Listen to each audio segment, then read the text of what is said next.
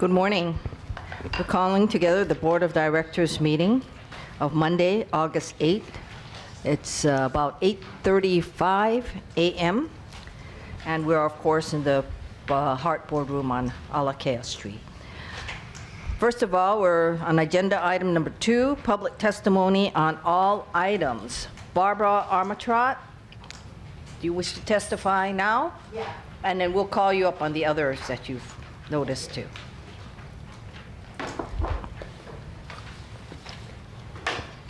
Good morning. Good morning, Barbara. I'm not a member of Neighborhood Board 5 anymore because I moved, so I'm kind of like I can't find my clothes, so I got a little bit of everything on. Anyway, this is regarding 4.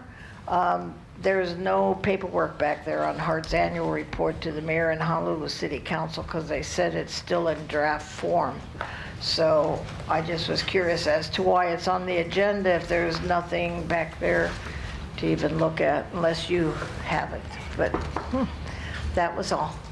Thank you. We'll check up on that. We have, Okay. we haven't, oh yeah, it is stamped draft, but Yeah.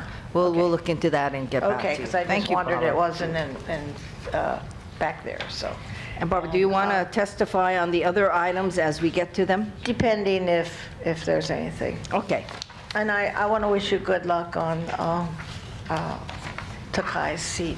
Thank you very much, Sorry to hear Barbara. about that. Thank you. Thank you. Lawrence Friedman. Do you want to testify now or as we hit these agenda items? I think I'd like to testify at the agenda item, but I don't have, well, no offense when I say it this way, I don't have all day to stay here. And Okay. the last time you adjourned or had executive session for about 2+ hours, I was actually able to go home and continue to watch the waiting on Olelo. So I would prefer to speak to the items Yes. now. And if I may, then I would like to submit in writing my comments for the minutes or for your further review. That's fine. One last item I do believe is I've tried to keep it to 2 minutes. It might just go over the 2-minute mark if that's acceptable. That's fine. Okay, thank you. Give me one moment.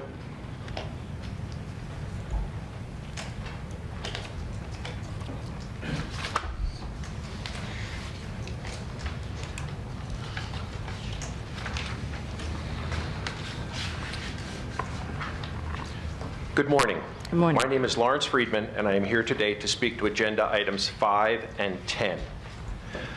To be clear, my comments in no way are meant to imply the direction we should proceed past Middle Street, if at all. Now that we are paused, stuck, or stopped at Middle Street, this is the perfect time to make a change with the leadership at HART.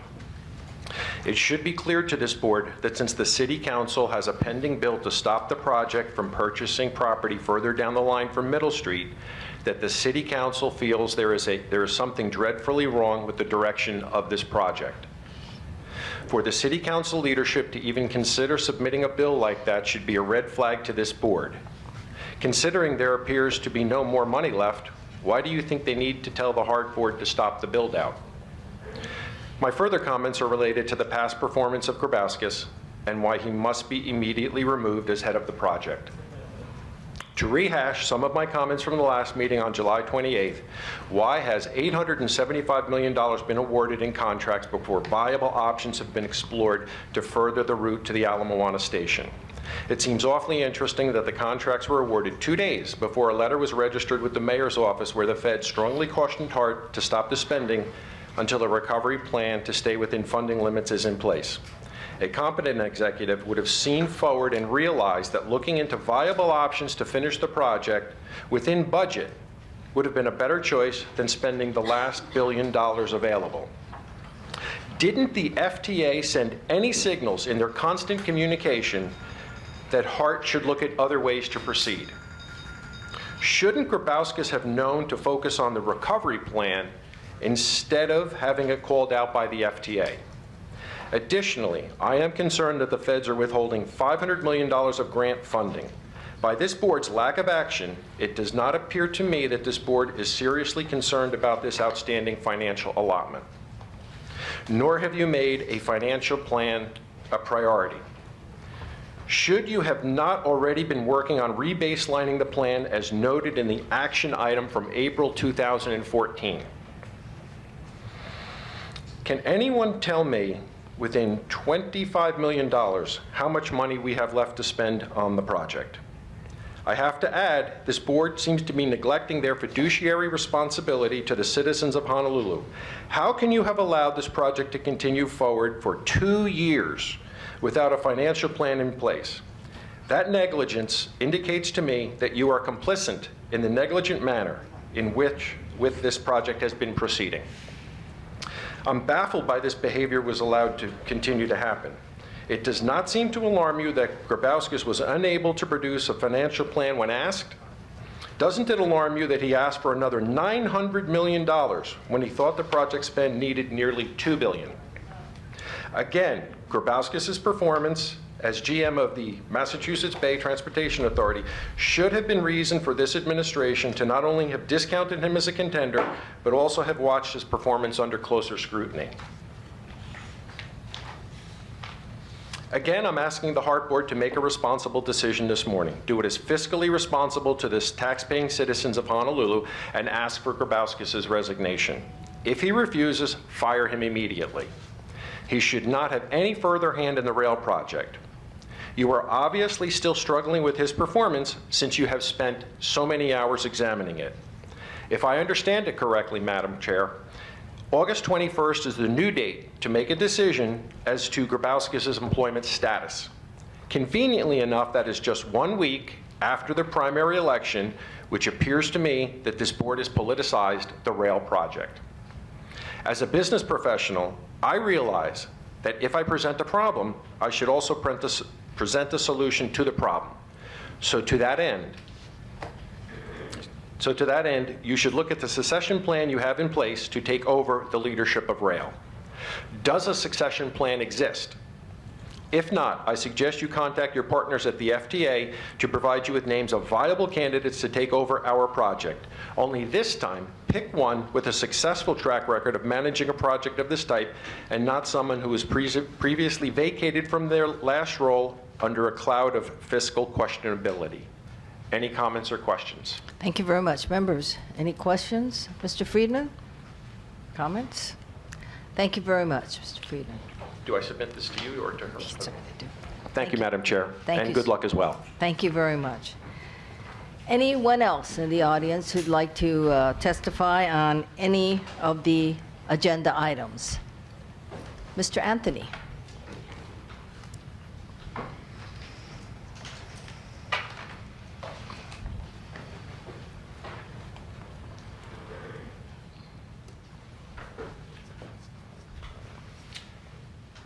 Good morning, Good morning. Madam Chair, members of the board.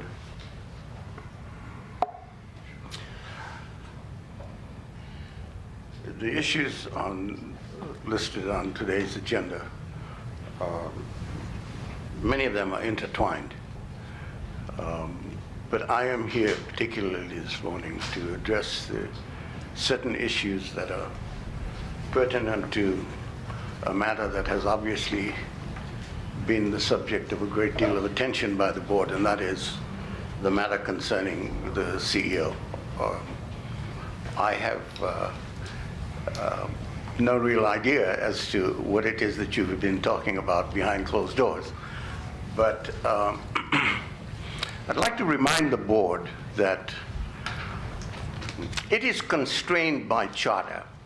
This is something that has not been made explicit by the board itself. And I think it's time that a member of the public who is not restrained, members of the public are not restrained in any way by any provision in the charter, unlike the position that the board is in by reason of the fact that there is a provision in the charter that restricts the board from doing certain kinds of things.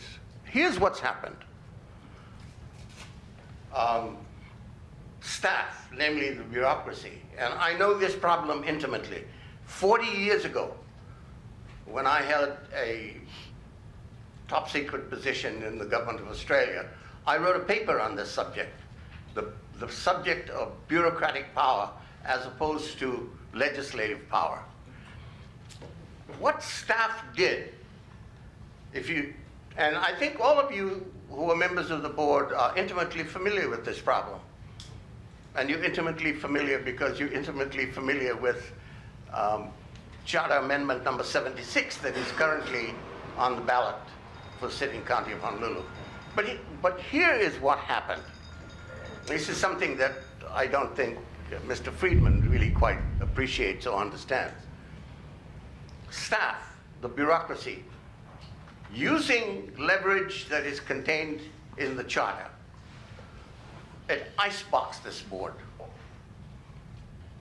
put you in a Guantanamo-type base and put barbed wire around it.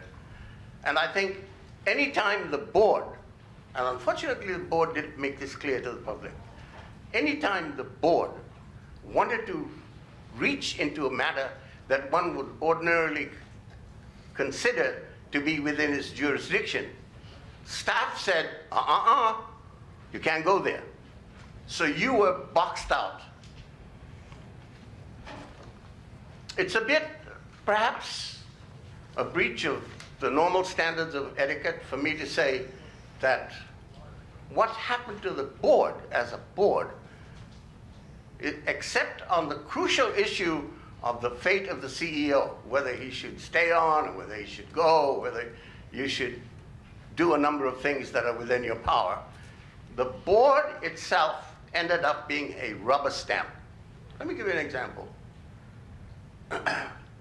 I've sat in this audience for the last 4 years, not at every board meeting. I've sat here and I've seen bundles of paper generated by staff, by the bureaucracy. This is the way it happens pretty much the world over in Western-style democracies. Staff presents bundles of paper, and what staff pretty much says to you is, we've done our job. You guys want to take this home and read it? Fine, no problem. But knowing the constraints that members of the board have, A, you're not being paid, B, you all struggle to come to these meetings, I'm pretty sure. You carve out, etch out time in your busy schedules to come here. And so, one of the reasons why we've got these cost overruns is because this board has been hobbled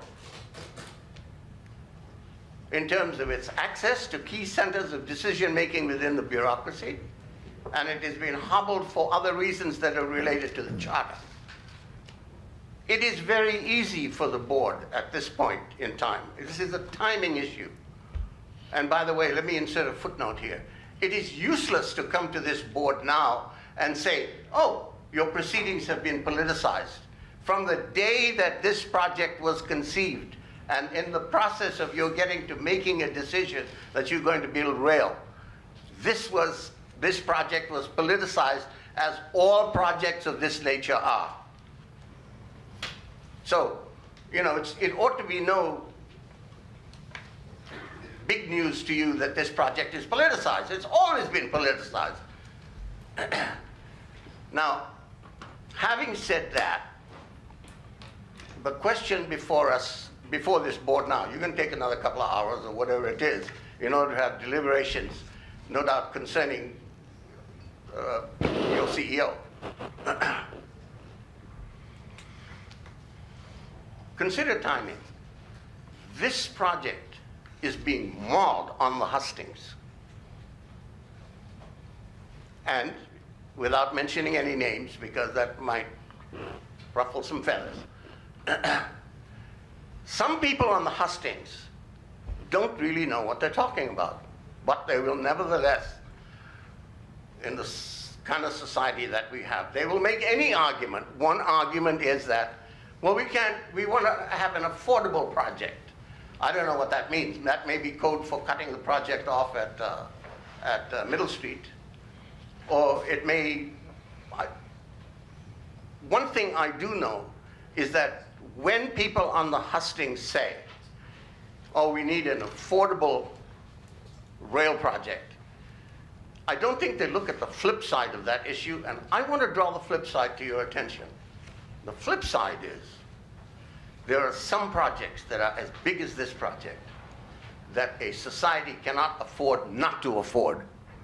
I think that's where we are. It takes perhaps a wee bit of subtlety of mind in order to grasp that, but let me invoke just a couple of examples to sharpen your thinking about this. Can you imagine what San Francisco would be without BART? Can you imagine that? If you read the history of BART, and I've spent a fair amount of time looking at the history of BART, there were similar kinds of arguments that we have now. People argued about costs. There were cost overruns and cost overruns and cost overruns. The problem in this instance is that I think the council, maybe someone else did too, the council laid a trap for the bureaucracy. The bureaucracy followed it hook, line, and sinker. Because I don't have any visual aid material, I barely made it here this morning. But if you can imagine the two axes on a graph, one is the dollar axis, and the horizontal one is the time axis. Representations made to the board, made to the council by the CEO. CEO speaks for himself, he doesn't speak for the board. That when you plot it on a graph, there was a point where certain figures were being identified in the face of the fact that the real cost had moved on in time and you were responding to false figures that were parlayed to the council as being the real figures that reflected real cost. So now you're caught in that dilemma. Do you really want to make a decision concerning the future of the CEO at this time when the project is being mauled on the hustings? I think that prudence and good sense dictates that whatever you're going to ultimately decide, and this is the one thing that this board can decide, the future of the CEO, don't make the decision now. Wait until the elections are over, because if you make a decision now, you play into the hands of certain rail forces that are writ large, and we see them on television every day. We know who they are. It would be smarter for this board to defer making any decision on the fate of the CEO until such time as the dust of the elections clears. That deferring making an election now is not designed to save Mr. Grabowski's bacon if it needs to be saved. I still am not convinced of that.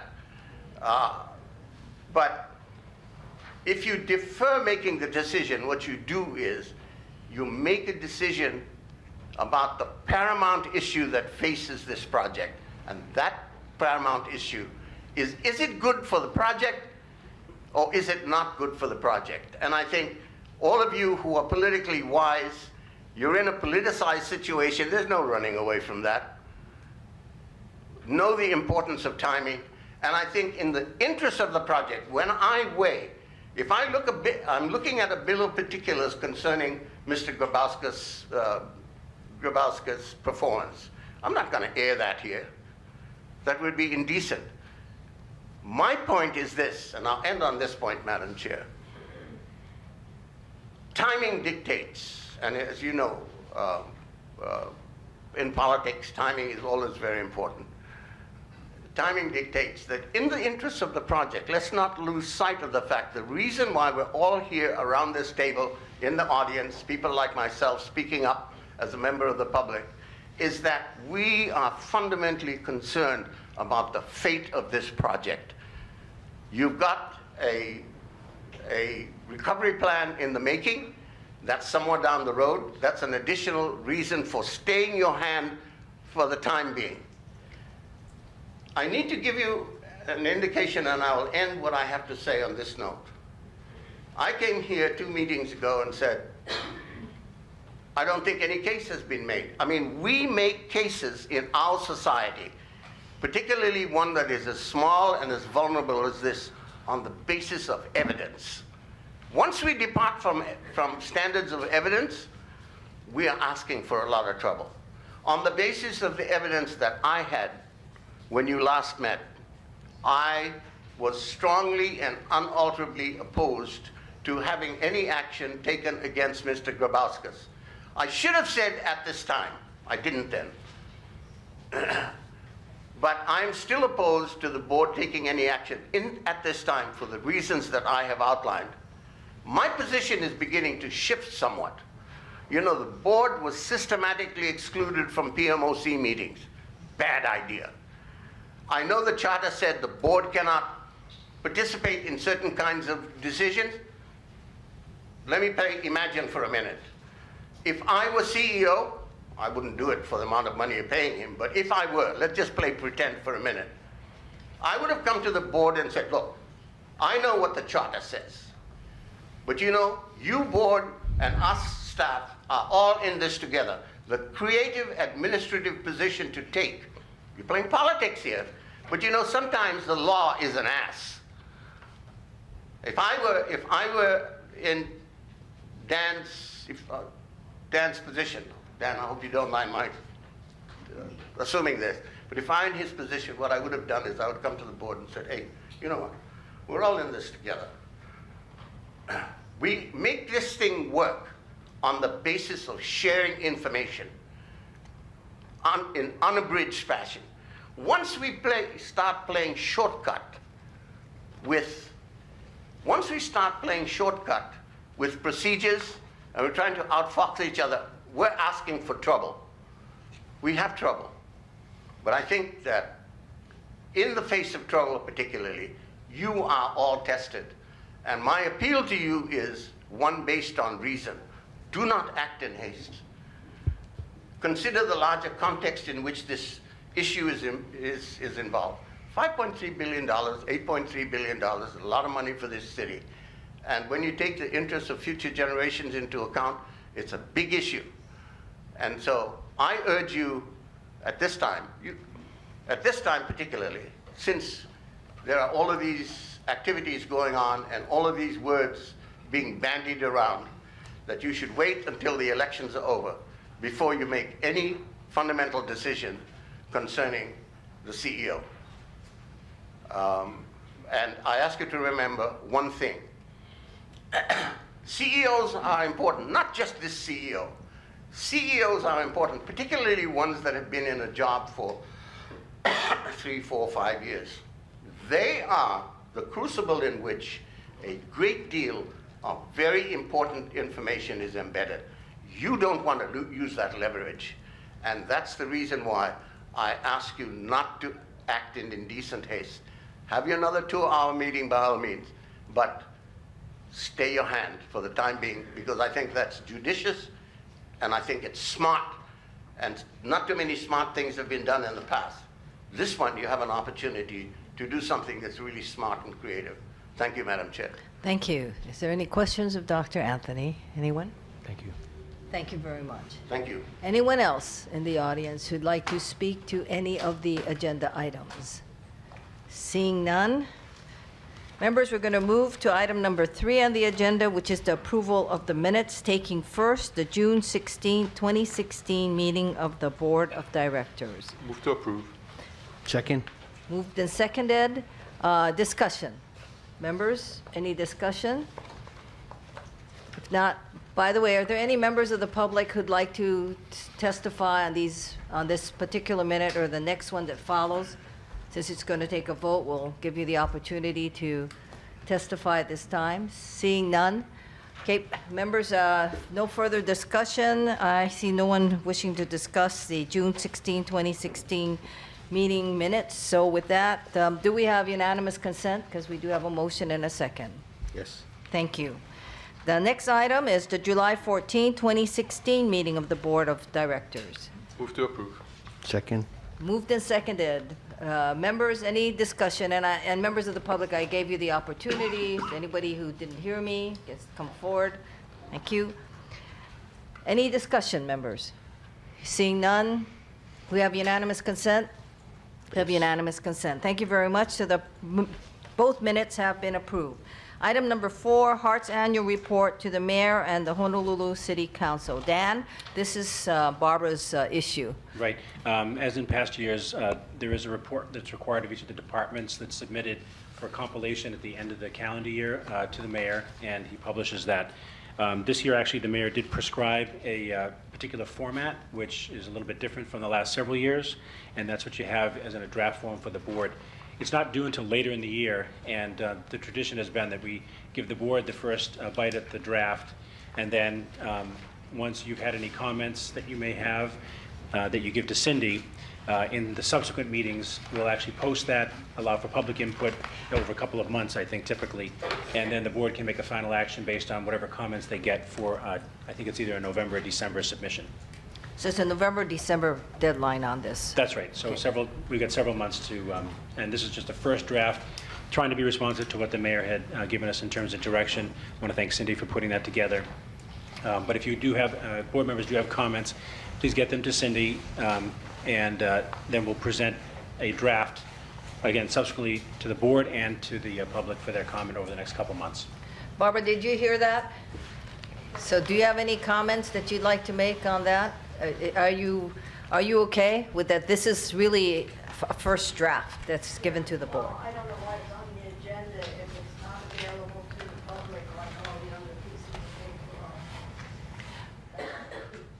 Barbara, the only thing that I can share with you is that because we are covered by sunshine, we also have to get things in this form when it's open for any questions or discussion among us. I understand, thank you. Thank you. So you will have your opportunity. So this is just the first draft. Members, any questions or comments about this process?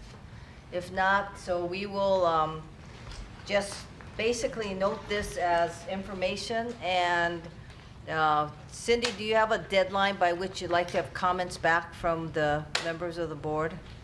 By next meeting. By next meeting? Next meeting is August 18th. You mean the August 18th meeting or the September meeting? Okay. Members, August 18th is when Cindy would like to have comments back by. Any questions or comments from the members? If not, thank you. Since this is informational only, we will be moving on to item number 5, Honolulu City Council's Resolution 16-169, establishing a council policy to suspend all council approvals for acquisition of real property by HART for Honolulu's rail project pending the FDA's approval of a recovery plan. Morning. Good morning. Morris Sata, Deputy Director of Right of Way. And Joyce Oliveira, Director of Government Relations. You remember, Chair, that the board did an opportunity to have a discussion at the last meeting, but we fell short of quorum, so we wanted to come back to the board and have Morris and Joyce give a recap for the board members who are not in attendance, and then seek the board's direction for discussions with the council on the matter. do you want to describe the resolution? Sure. For process purposes, the resolution 16-169 has been introduced by Councilmember Ann Kobayashi. Its referral initially is pending in the Executive Matters Committee. We will see where the final referral lands. The process for these resolutions would be to, of course, go to its subject matter committee and then on to full council. So there would be 2 meetings of the council. The resolution basically would establish a council policy, and it would set in place to approve future real property acquisitions for a time period until the recovery plan is finalized, and when council agrees that real property acquisitions should continue. So with that, I will turn it over to Morris to either answer questions about the comparison that was presented to you last time, and if you have any further questions. We have been meeting with council members. We plan to meet with every one of them and make ourselves available to answer questions. So we have shared with them the board's position on this. So far, we have met with Chair Martin, the introducer, Ann Kobayashi, Councilmember Menor, who is the chair of the Executive Matters Committee, as well as Councilmember Anderson, and we have upcoming meetings with the remainder of the members. Right.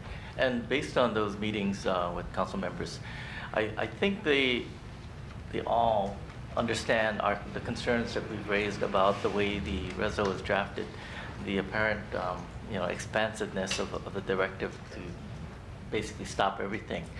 And we raised that issue with the introducer, and she actually did not disagree with our interpretation of what she intended to do in the whereas clauses, that it was meant to apply to everything after Middle Street as opposed to the entire project.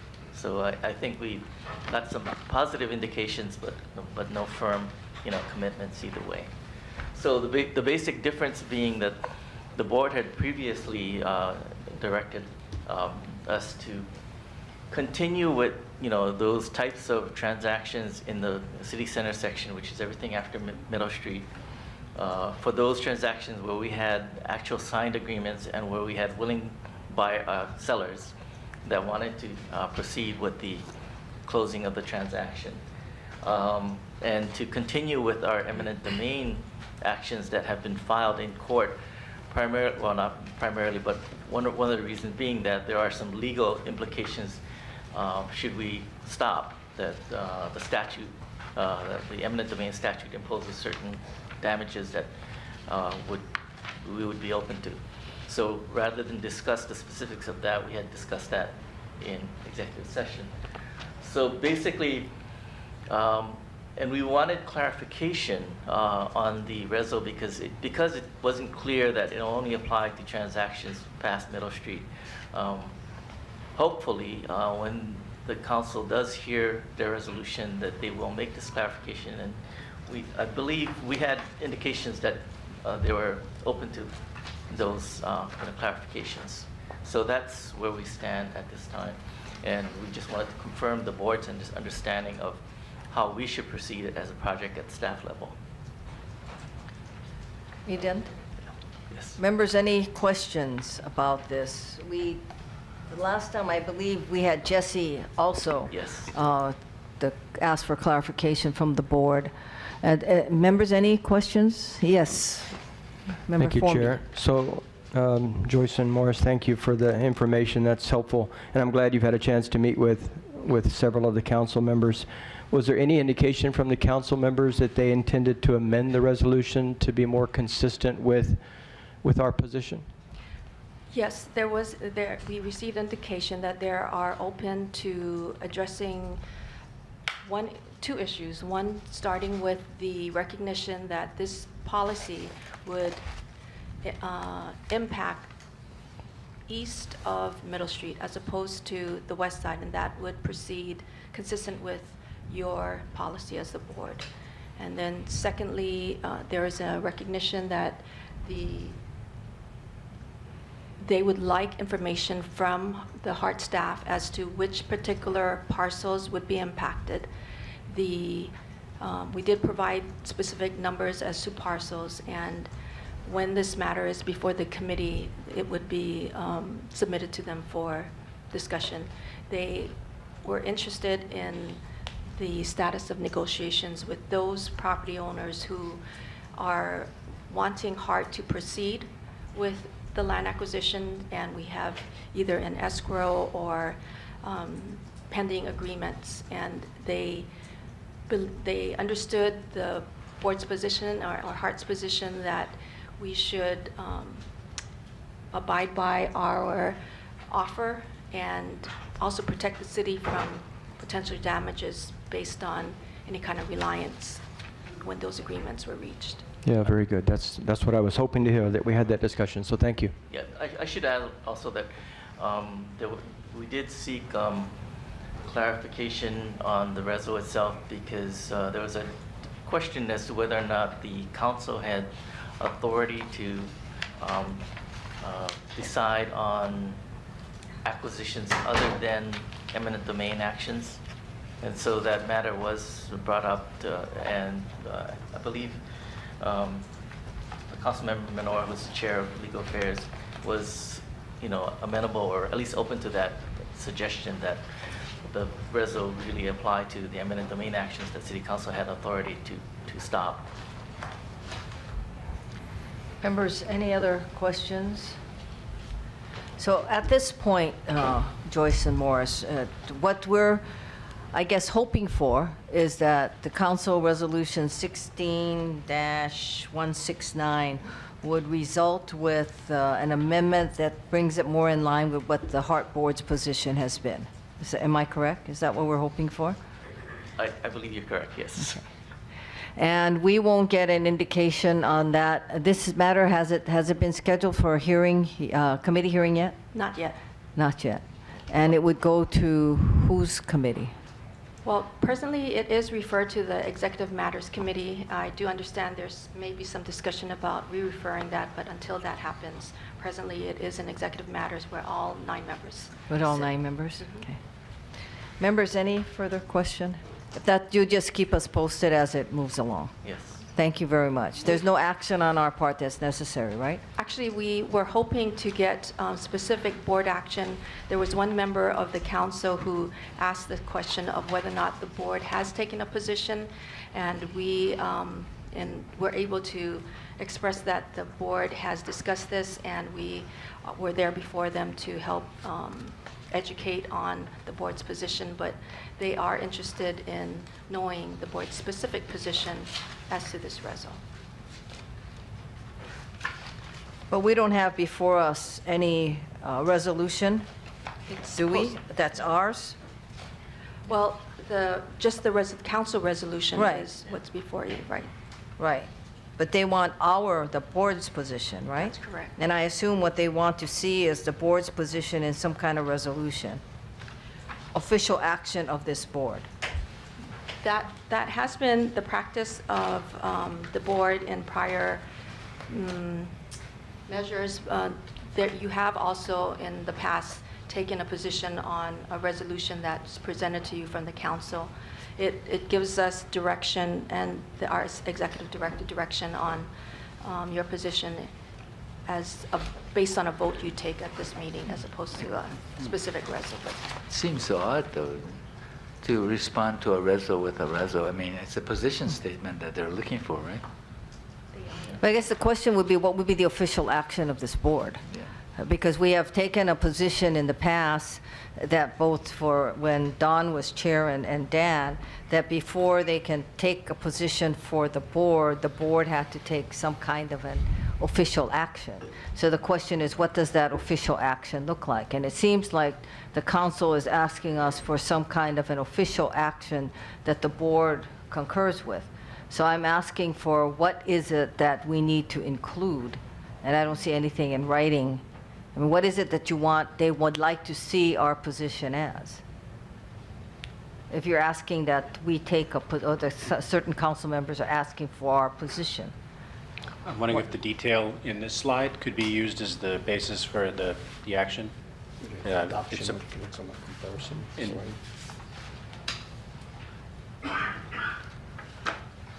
That would be one suggestion. Yeah.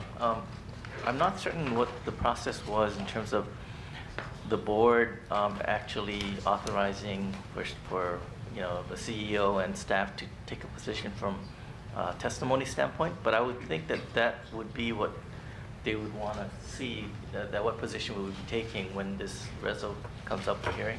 I'm not sure what form that's supposed to take. Well, that's my question. Yeah. So you had the conversation with Yes, them. we did. So I'm asking you, Yeah. what is it that they want? Do they want a resolution from this board that says, as to Council Resolution 16, whatever it is, the position of the HART Board is that, as stated on the left-hand side of that comparison chart, or do they just want us to submit testimony? Or, I mean, that's what I'm asking.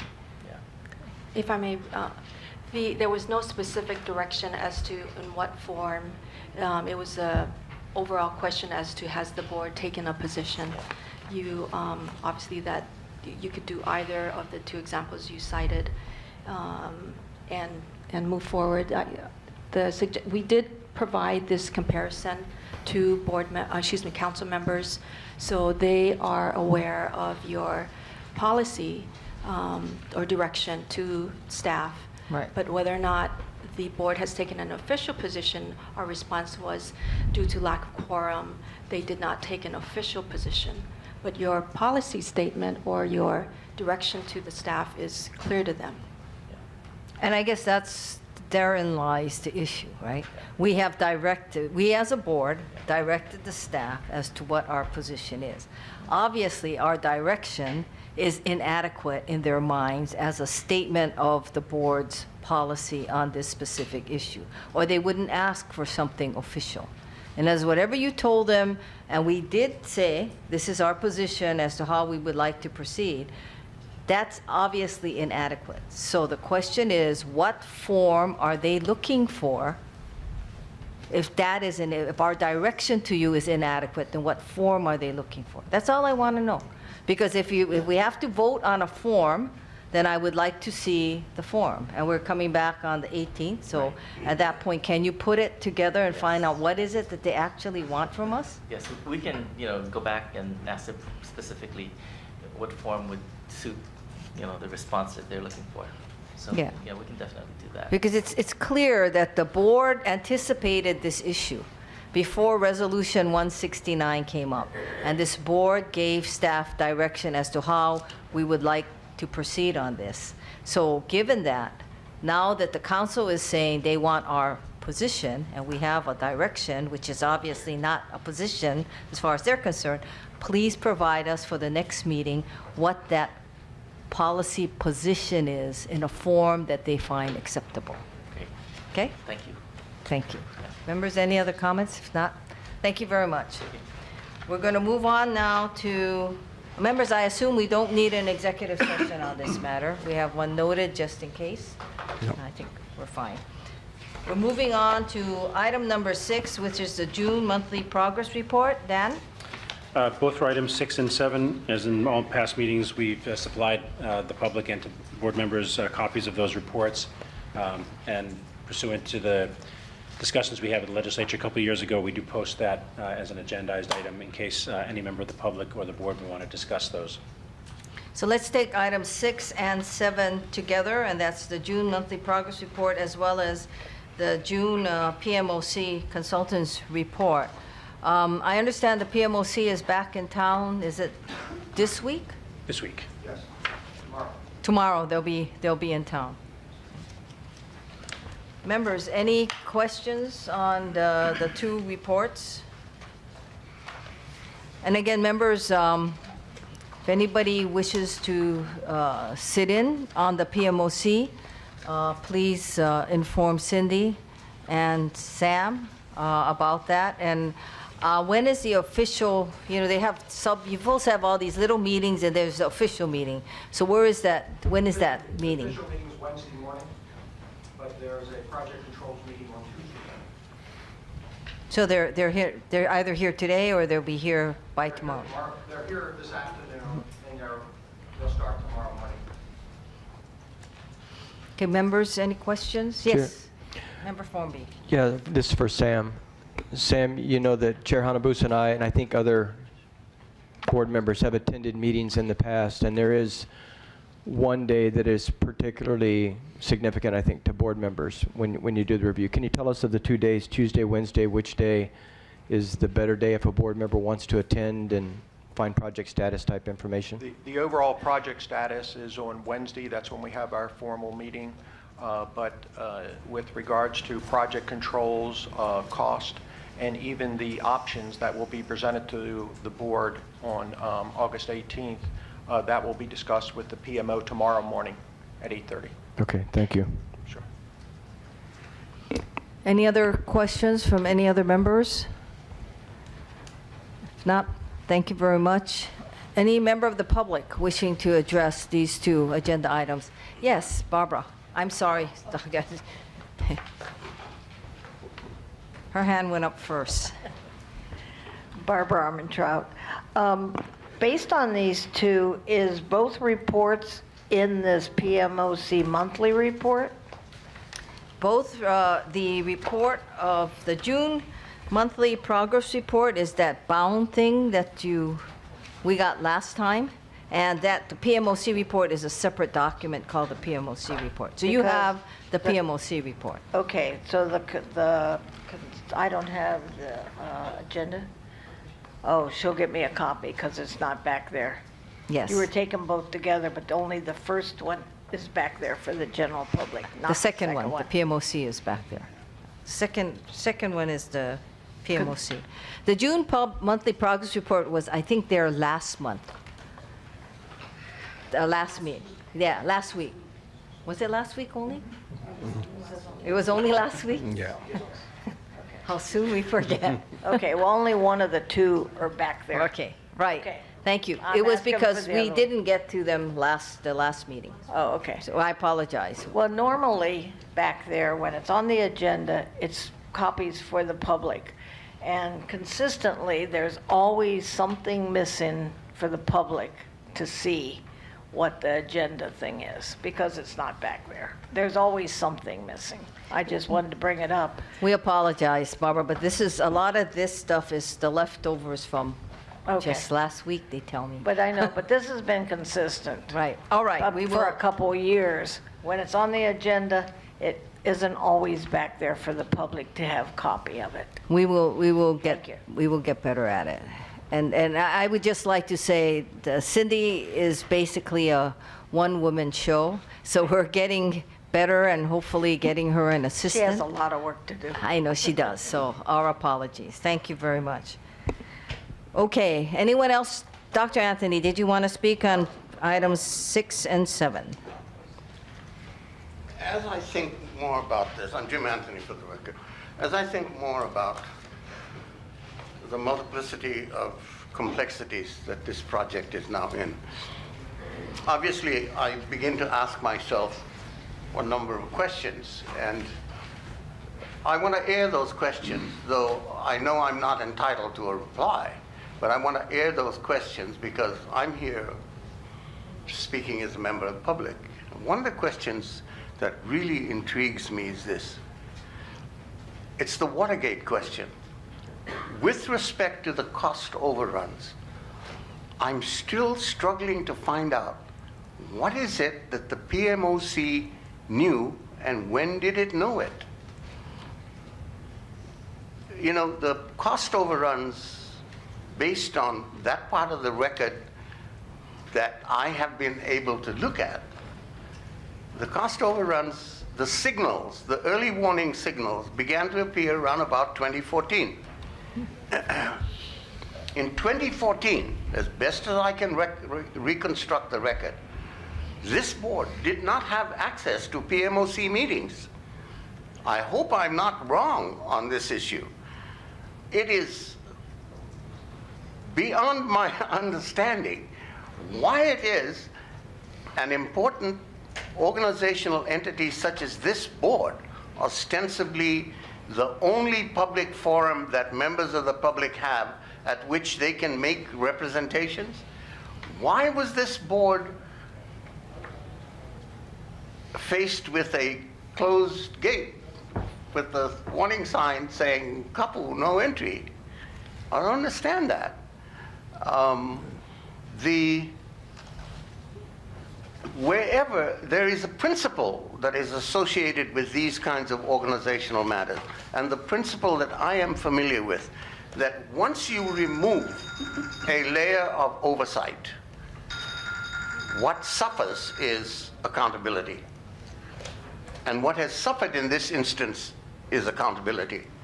So the other thing that really befuddles me is that, and unfortunately, I don't have the right to ask questions here and expect a reply, but I have a right to air my concern. And the concern is this. Why are PMOC meetings held behind closed doors? You know, I can, when you remove that layer of accountability, I mean, it's well known now, particularly in the period post-Watergate in our society, that any entity of our government, any subsection, any committee, as long as they know that they are open to the public and the public is sort of watching them, you never can tell who comes to these meetings. That is accountability at work. And I think you know, we're only in 2016. This project is not going to be done for at least another 8 years, round about that. The more you can open this process up, I think the better it is for everybody. It is also better for the project itself. That is my only concern, the project. I want to see this first part built 20 miles, 21 stations. I'll be completely transparent with you. As a member of the public who has overseen this project to the best of my ability for the last 4 years, that if this project gets into the double digits, $10 billion, the figure in that vicinity, I will support it. Because logically, my position is, I don't know about the logically part, but my position is that in a project of this magnitude, for all of the reasons that have been stated time and time and time again in the EIS and numerous documents and court filings and everything else, all of the meetings that we've attended, I still do not discern any sentiment on this board to the extent that this board is part of the fabric of decision making. And you are still important, even though you may be hobbled by the current provisions of the charter. This board is still important. It is the only place that people like me can come and speak to these issues. So, you need to show the flag. I want to leave you with one parting thought. And that parting thought is, the proceedings in this board are too dull. I would like to see you folks argue with each other. And, Madam Chair, I am sorely disappointed that you're leaving this board. I said that to you before. And I know there's no way that you'd change your mind. But, you know, I hope this is not disrespect to any of your colleagues. But you're the one person on this board. When you came on board, I thought, oh my God. You know, Colleen Hanabusa is going to draw people out and make them argue in public. That's the test of our democracy. Not what happens in committees behind closed doors. So please consider that. I'm done. Thank you. Thank you, Dr. Anthony. Thank you very much. Anyone else on items 6 and 7? If not, members, we're going to move on because those are just informational items. Item number 8, construction and traffic updates. So we have Kainani Kraut, Nick Ching, and Kevin Cox.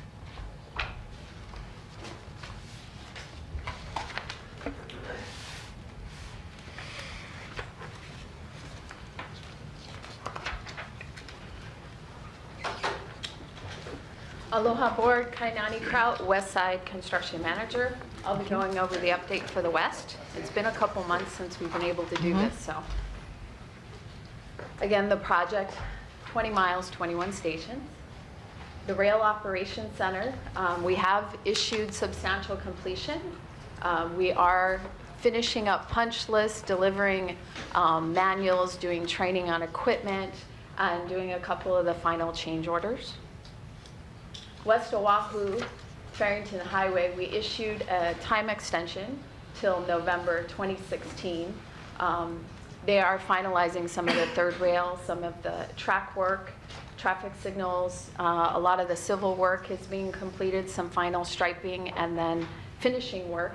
The LCC station at grade right now is still under construction. That was a change order executed in March.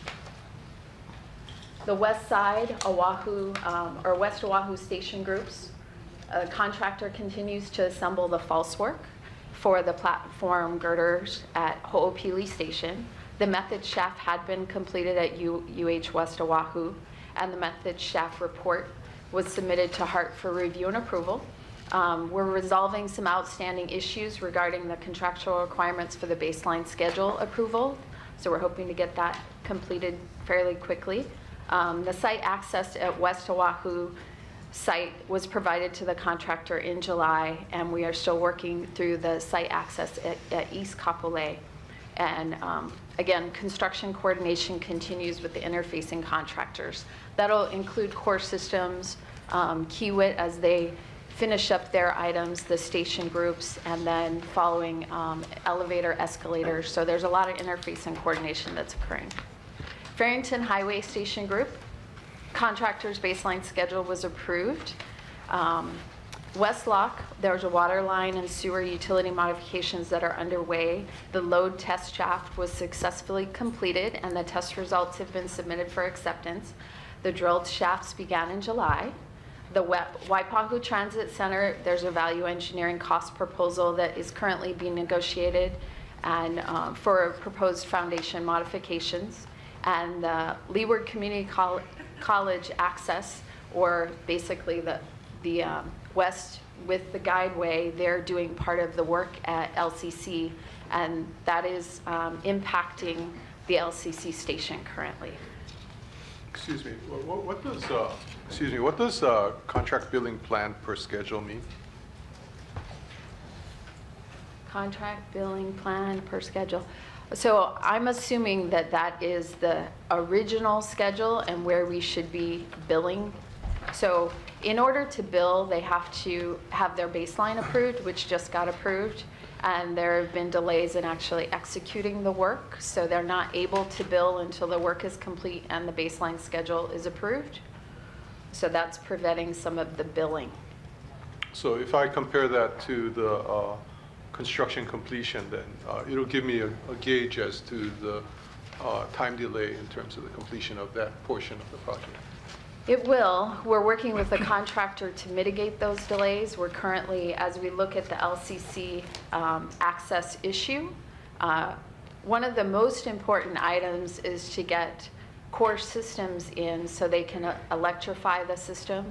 So we are moving some milestone dates around in the baseline schedule so that we can minimize impact to core systems. Yeah, I don't need an explanation for it. I just wanted to understand, your presentation. Thank you.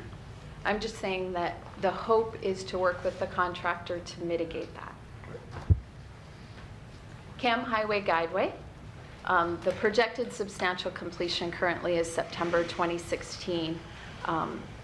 Right now, Kiewit's schedule is showing April 2017 for guideway and track completion, and the roadway civil works September 2017. H2R2 ramp, there was a 30-inch corrugated metal pipe jacketing review by HART, including utilities and pipe conditions, that was completed. The tentative construction start date for that work is August 8, 2016. Mask excavation and embankment operations and soil export work has been completed, and the settlement gauges are in place and being monitored for ongoing settlement, which will hopefully be finished January 18, 2017. We are working to see if we can expedite that. Cam Highway Station Group. The notice to commence administrative work was given April 1st, 2016. We're currently coordinating with the other contractors. In this particular case is Kiewit. There's some pre-construction investigative work that's happening at Pearl Highlands that began in July, following in August. That'll help them get their NPDES permit so that they can move forward with full NTP. The plan is October 2016. And now, airports. Thank you. Kevin Cox, representing construction for the east half of the program. So this slide is just talking about the airport utilities contract that's on board right now. Our substantial completion date is projected to be mid-September, end of September, when we close up that contract. I should note for the board that we do have our on-call contractor that's being managed by John Moore that will do some follow-on work for some hazardous materials that were discovered to clean that up, and then also some water line work that was discovered under this contract. And then moving forward the next 10 miles, also mentioned that we will be having the on-call contractor do some additional potholing along Dillingham this month. And that's to help understand the risk profile there on Dillingham, regardless of which option we proceed.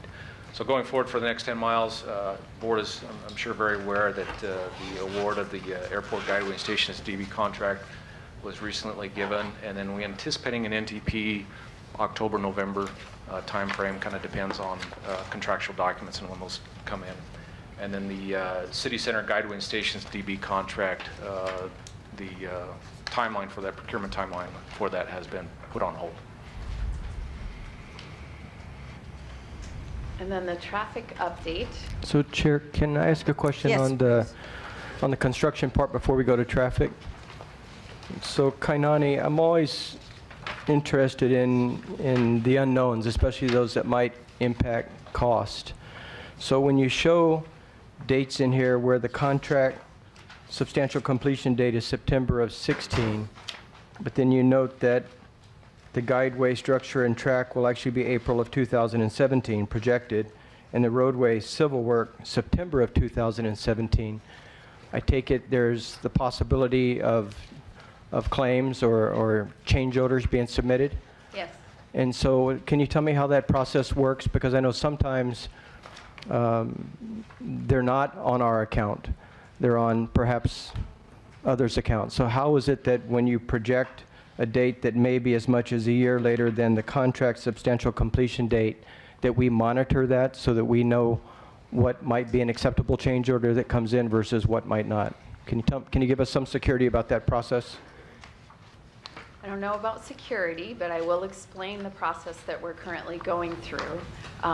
We do have to do an independent schedule analysis, and we're looking at what delays actually caused that impact. My understanding, and I'm currently going through the history of what occurred when there were utility impacts that prevented the widening.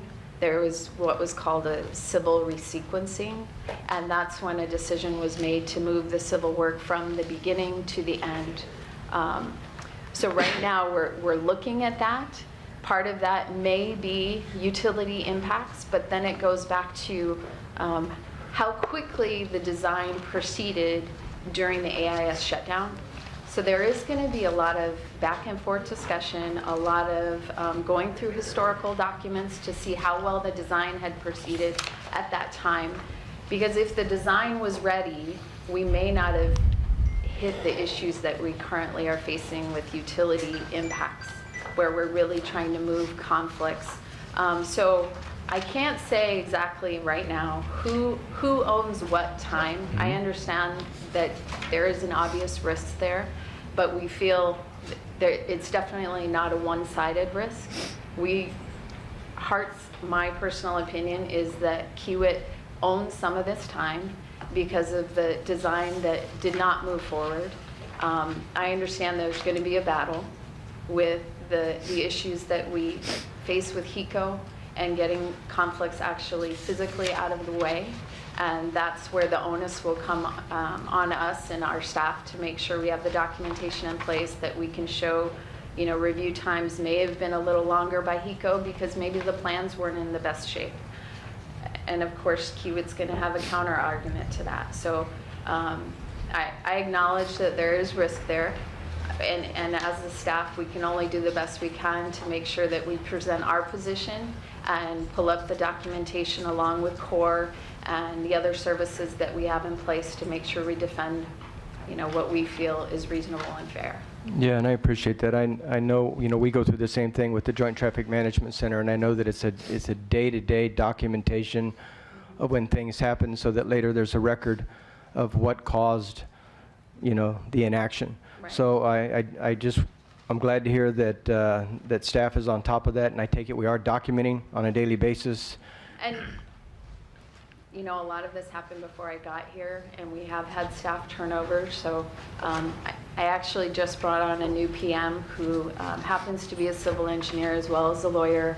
He is the one that's spearheading this effort. He's gone through the contract documents. He's going through the record and compiling that so that we can effectively meet with Kiewit to communicate our position. And I know what their position is, that all the time is ours, but we don't feel that way.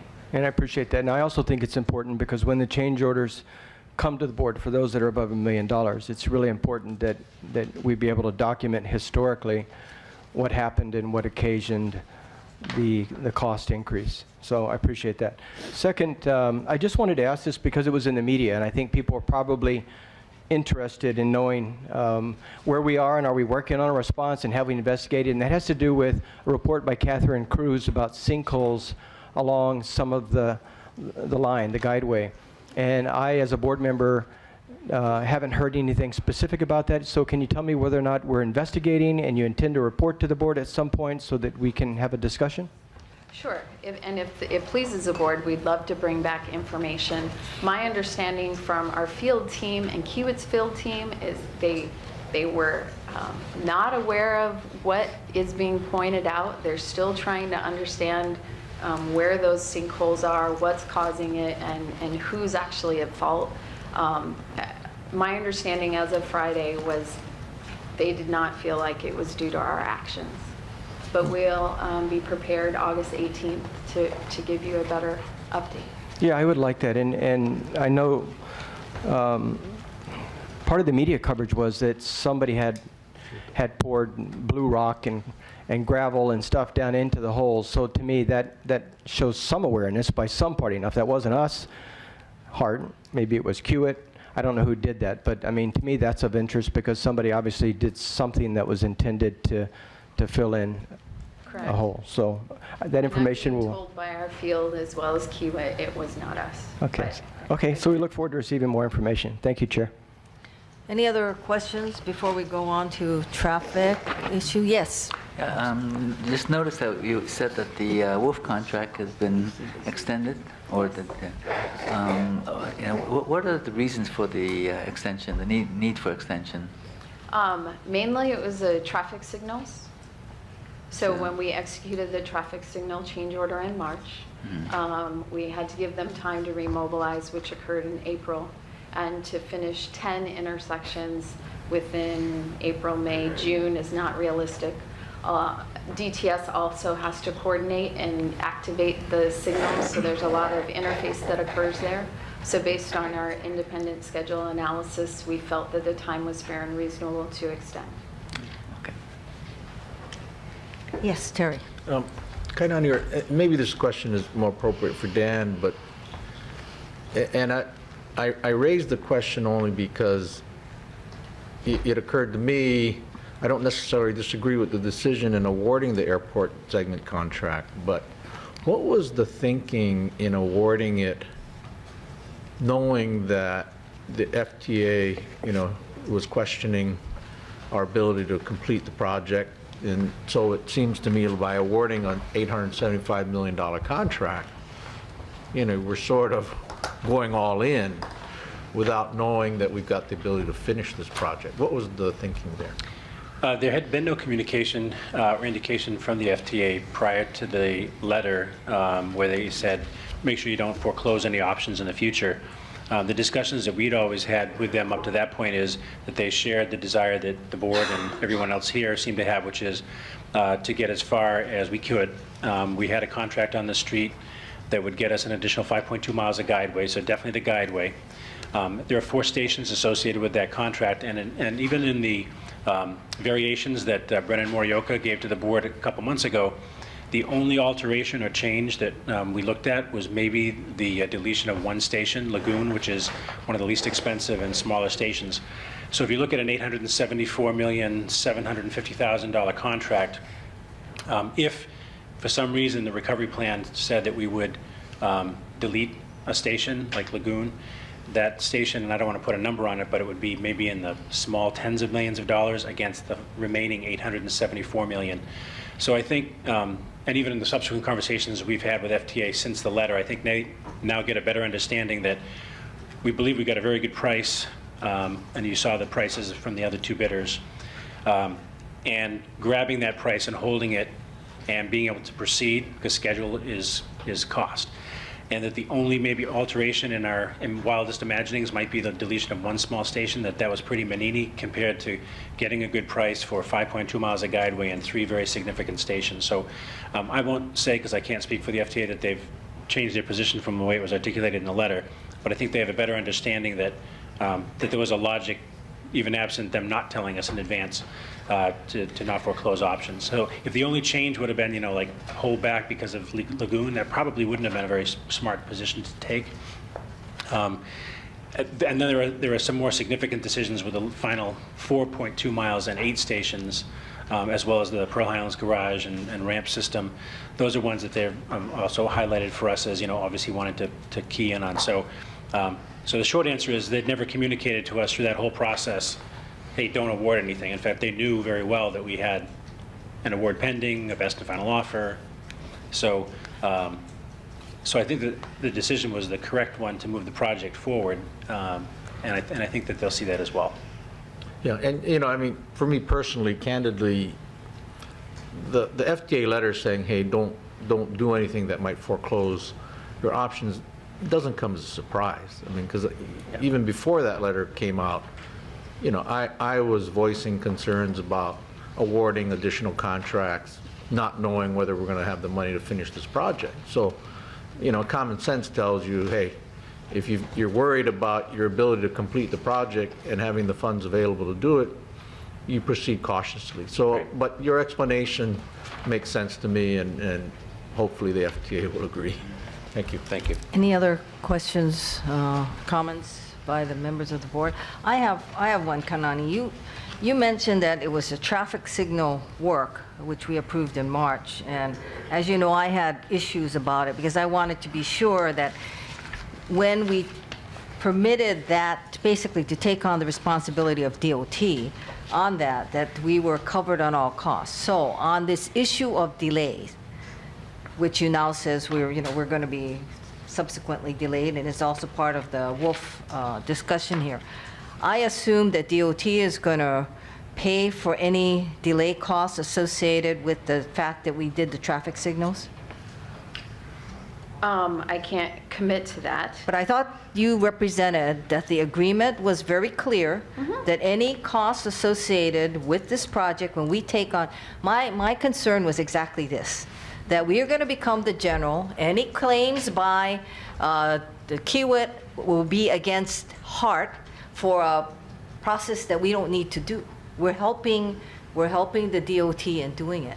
Now, the delay that's associated now because we're doing 3 other signals versus just the one that we're required to do, I'm assuming from that representation that DOT is going to pay for any delay.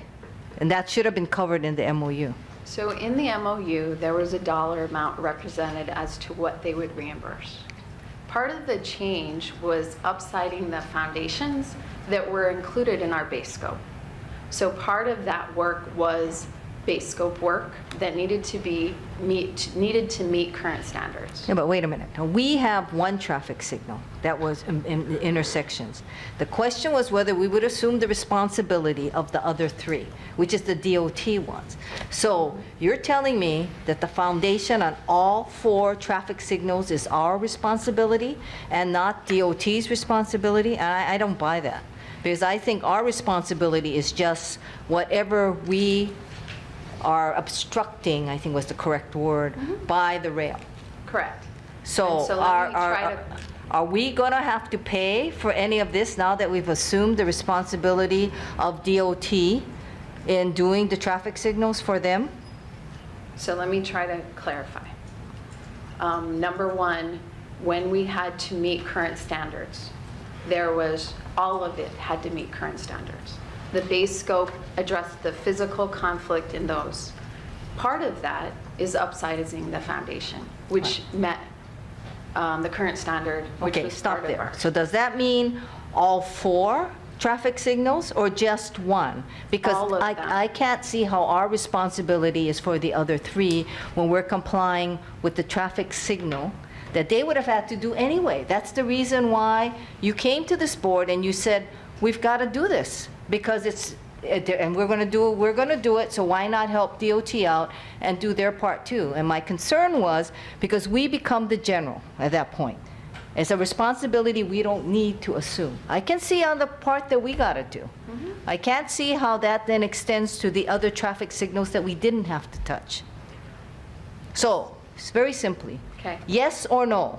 Are we going to get stuck with part of the cost of the quote change order associated with this delay because we're assuming responsibility we didn't have to assume? I would like to say no, but without 100% assurance and an executed or an executed change, I can't fully say that. But I will say that in the traffic signal change order, there were indirect costs included. In the MOU, we have a $5 million padding for Wolf. So I believe the amount in the MOU, me personally, It's $5 million verbal or $5 million in there? our change order that was executed was 8.5 million. Right, The agreement with DOT is for 13.5 million. right. Is that written? Yes. Okay. It's in the MOU. So Okay. there's a $5 million cushion. And I would say that that will be, if, which I don't believe that there will be merit for any additional cost due to that delay. And let me explain a little bit why. In the contract, there are concurrent delays. So right now, Kiewit is working through some of their finishing work and some of the issues that they're having on the base contract. When they have work going on and we have change work going on, there is no time-related overhead merit. So depending on when they actually finish their base scope work, that would then substantiate or give them merit for time-related overhead, once that's been completed. In other words, we got to wait till the calculations are done, and if for some reason there's a delta, then we may be stuck with it. But what you're assuming is that because there's all this work going simultaneously, that we should be covered. Is that what you're saying? It should be covered, and in the MOU, there's $5 million commitment by DOT of excess funds that we have not encumbered, because we only encumbered 8.7, I believe, for Wolf. So there's a $5 million cushion in the MOU and the commitment by DOT. So what is the expected, we hear all these rumblings out there that we've got these change orders coming in for Kiewit, on the west side, which is what you're now the project manager for. So what is the expected amount? Have you heard anything? I'm not saying that's the amount. I'm saying, what is it that you're hearing is that we're going to be faced with as a board from Kiewit in terms of change orders? In addition to those we've already approved now, the John Moore change orders. In addition to those, what is it that you're expecting to bring before this board? Not that you validate, I'm just saying that Kiewit is presenting. Kiewit has a list of items they don't agree and they believe they have merit for. So we did discuss previously at the meeting the HNTB change, so that's a big one. The next big one is station loads. And that was discussed in the HNTB presentation. So we are currently trying to come to a bilateral agreement on that station loading change. That's probably one of the bigger outstanding changes. They dispute traffic signals, they dispute escalation. Wait a minute, I thought they agreed to the traffic signals, because that was one of the issues. We said that they all had to agree, or else why would we take it on? They did not agree that was a unilateral change. I thought the representation was that they would be in agreement on it as well. So what is the amount? What are we, I'm not saying it's the valid amount, but what is the amount out there? I can't give you a firm number. I mean, I would say from a Kiewit standpoint, it's in the 20 millions. From our standpoint, including the HNTB changes that had been deferred, we're more in a $12 million range. So for all of the west side, the Wolf contract, Yeah. including Kamehameha Guideway, plus the Farrington and everything else, you're saying that the change order amount that Kiewit is proposing, not that we agree, just that Kiewit is proposing, is about $20 million. No, Kiewit's, well, again, I don't want to speak true numbers because I don't have it off the top of my head, but they are in dispute with several items. Their list, again, I don't have it in front of me, has a lot of items that they believe they have merit. And we actually have several executive sessions going on this week between Kiewit and our CEO to try to come to terms and agreement to finalize the Wolf contract. So when we're talking about this, this is just the Wolf. That doesn't include KHG and the station contracts. I believe they have merit for the number that I said. Beyond that, we disagree, and it's been elevated to the, well, it's going to be elevated to OIC. There's a discussion at the CEO level to discuss the actual numbers. Unfortunately, I don't have the numbers right in front of me. Okay. Any other questions? Yes. So Chair, just following up on that, I know in the past we asked to get a list, I guess, so that we could try to quantify the potential magnitude of change orders. And I think there was a disclosure made by HART maybe of 250,000 and above based on a letter that the mayor wrote. But for board members' purposes, I think the chair's questions are appropriate because we're always trying to look at the potential risk versus, you know, what we're really going to pay. And we have no concept of really what's out there. We hear talk that there, you know, Kiewit's got a magnitude of order of this sum, but we don't know. And I think we need to know that. So we're not asking you to, I'm not asking you to commit today as to what's appropriate and what's inappropriate, but I would at least like to know, sitting here today, Kiewit has submitted a request to the authority for this amount of money. And then as you work your way through those, some will come to the board because they're more than $1 million and some want, but that you always keep us apprised, even for the ones below $1 million, how much you have agreed to pay so that we can follow it discreetly through the budget. I think it's just a matter of, right now, we don't have enough information to track this stuff. So if you can help us, Kainani, I'd appreciate that. I will talk with Sam and Dan and see how they'd like to present that. Yeah, and Sam's been very open about working with us on that, so I appreciate that. Any other questions, members? For Mr. Cox, just I don't want to feel left out. So with the AGS contract, that's been conditionally let, I believe, because we don't have all the authority. We're not going to dispute whether council has a right to do whatever they did, but just because we don't have it. Are we expecting any kind of addendum to issue on that contract? Are we all in line? Because one of the issues that came out very early in the discussion on all of these contracts, now, though the position of the staff has been in the past that utilities and undergrounding of utilities and the utility challenges are not a challenge. We have now changed so that, as the PMOC says, it is the most important aspect of the problem. We have one with the AGS contract. I think there were 9 poles from the stadium to the airport. So is the contract that you have issued with the BAFO, has it taken care of that part of that contract? Because there was an issue as to whether or not it was going to be covered or not. Is it covered? Is your question asking if the airport utilities contract has cleared up all the utilities for the AGS contractor? No. The AGS, there's a utilities contract by the airport, which is by NAN. I'm talking about the AGS contract that you just led. There was an issue of 9 poles, and there was an issue of sequencing, is the way it was referenced. So is sequencing covered in this contract, or are we going to be looking at a change order on sequencing? Sequencing is one of the outstanding issues that need to be addressed with the AGS contractor, yes. It is? It is, still needs to be resolved. That's not a cheap item, as I Understood. understand it, right? Understood. So we are looking at 875, which is the BAFO. I assume the BAFO doesn't cover that sequencing. Am I correct? You're correct. We are looking to receive the schedule from the contractor to understand their sequencing. Their sequencing and their schedule may address that issue with the overlap that Brennan has recently negotiated with HECO, but until we receive that schedule, we don't know. So it is still an open issue.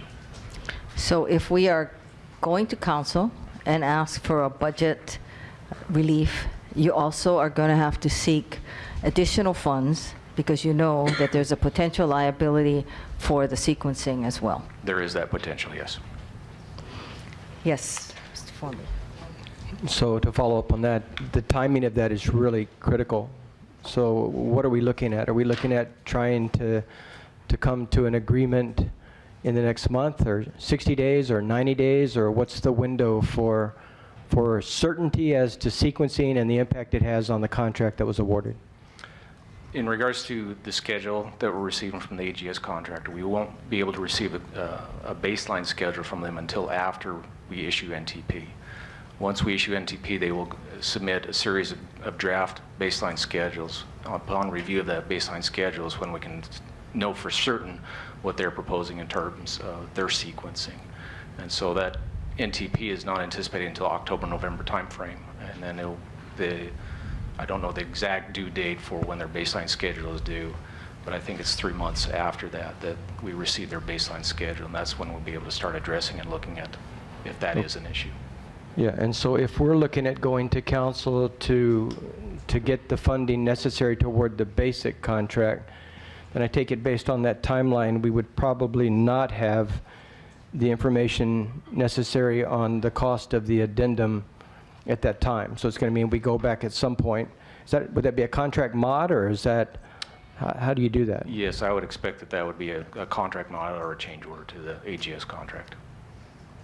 Okay, and then I do have other questions, but I'll talk to the chair first, and maybe we can follow up on this guideway segment. Members, any other questions? Yes. So the chair said that that's an expensive item. Have you guys done an internal analysis as to what that might be? We haven't done an analysis against the contract that has been awarded to the team of STG. And so directly, no, we don't know the exposure for that contract. It has to do largely with potential, I guess, extension of their contract timeline and their schedule. As far as just the cost of the undergrounding effort, we understand what that cost is, but as far as the time that may or may not add to their contract, we haven't assessed that exposure yet because we don't have their schedule and know what impact it might have. And so it's only the cost item that is unresolved is just the delay impact?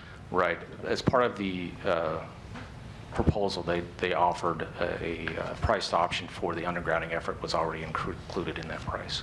And that was already budgeted some time ago when we budgeted $70 or so million for Dillingham, and then approximately $20 million is my recollection for this portion. So that's already been included. It's just the delta that the chair is describing, that if they come back with a sequencing plan that already accommodates it, then there's no change. We've already accommodated the amount of money to pay for the actual work, and then there's no change to schedule. If they say, oh, we were going to do it a completely different way, then there may be some negotiation with them on schedule, which could cost some additional funds. Could make them do it first. And that's really dictated by HECO. That's right. Yes, that's right. And HECO hasn't weighed in yet on exactly how they want it done. They've indicated they want it done up front first. before Guideway goes up. And I think, I hope I'm not misspeaking here, but I believe Brendan has negotiated perhaps a one-year overlap that might accommodate what the contractor is proposing, but we'll find out. That's correct, and that actually gives us relief on if there is a change in their sequencing that would have cost something. Instead of having hard, fast, everything must be done up front, the negotiation gives us some leeway. Are you prepared to venture a guess as to what the impact might be, just to give us an idea? I think you need to see what the schedule, honestly. Yeah, it'd be hard for me to do that. Not to put these guys on the spot, but until they actually give us the schedule, they can't really do that for you in a meaningful way. Okay, thank you. Kanani, the PMOC talks about the 46 kV substation that's going to have to be built at Rock. Would that fall under you?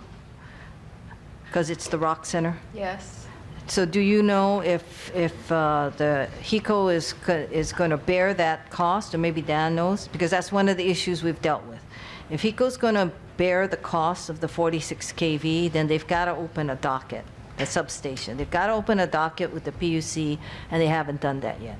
So are we bearing the cost of the 46 kV substation? Do we know? Do we know where we are on that? Brendan's not here. That would be a question for our deputy executive director who's not. Who's not here? Okay, well, why don't we have him respond to that, because that's one of the major items in the PMOC reports. So members, yes? Yeah, just one follow-up, because I'm a little confused by one of the answers, and I just want to be educated on this. So for the airport guideway, I know it's a design-build contract, correct? And the 875 included a undergrounding by Shimmick based upon however it is they proposed, correct? That is correct. So one of the priced options was for the actual work to underground the HECO 138 kV lines. So that price does include that. So the 874, 750 includes the undergrounding under that price option? That's correct. It does not specifically address the sequencing of that work, but it does address the work. Okay, so when did we learn that HECO had a preference as to sequencing? Before the award or after the award? I believe the understanding of what HECO wanted in regards to sequencing came before award, but it was during that same time frame that Brandon was trying to negotiate whether we could have some overlap between when they wanted their work undergrounded and when we could have the guideway up. And so I'm speaking a little bit for Brendan here, but I believe the decision was to see what the contractors proposed in terms of their baseline schedule, since that was in a fluid state of understanding at the time. And so that's how we ended up where we are today.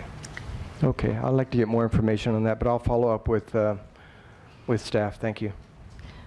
Director Formby, that's the letter that HECO sent, remember? And then their position has always been sequencing as you underground. You take care of those 9 poles first.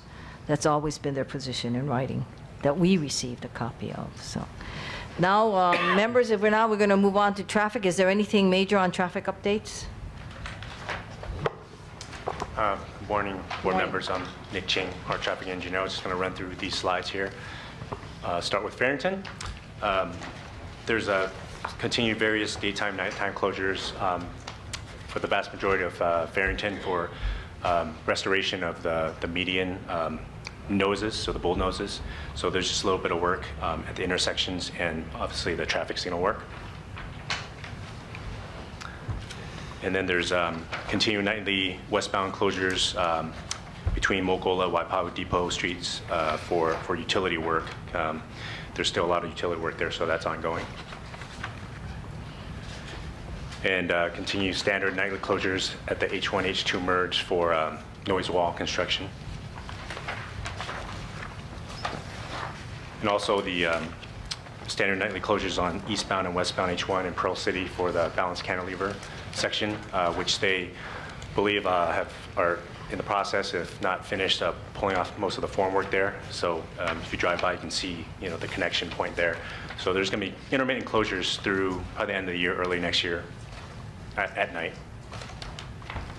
And then moving on to Kamehameha Highway, in Pearl City, there's going to be nightly closures, westbound crossovers between Kuleana Road, where the HECO power plant is, and Pony Street for the balanced cantilever structures as they're moving materials back and forth.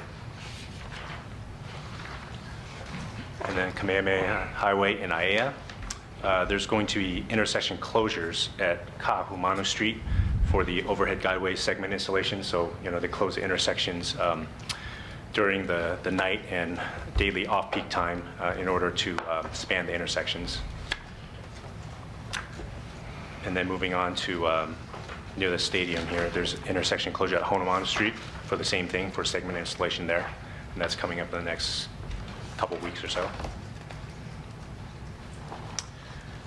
There's going to be a 24/7 westbound contraflow near Moana Freeway for structures work. So they're going to be drilling the shafts for the straddle bent, putting together formwork, erecting the columns, and spanning that area. So the 24/7 westbound contraflow is going to be there in place for approximately probably 3 months or so.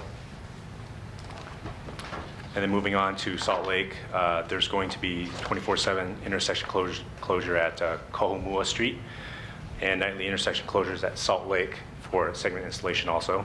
So they're putting on as what we call the second pair of the pant leg over there, because it's a dual track.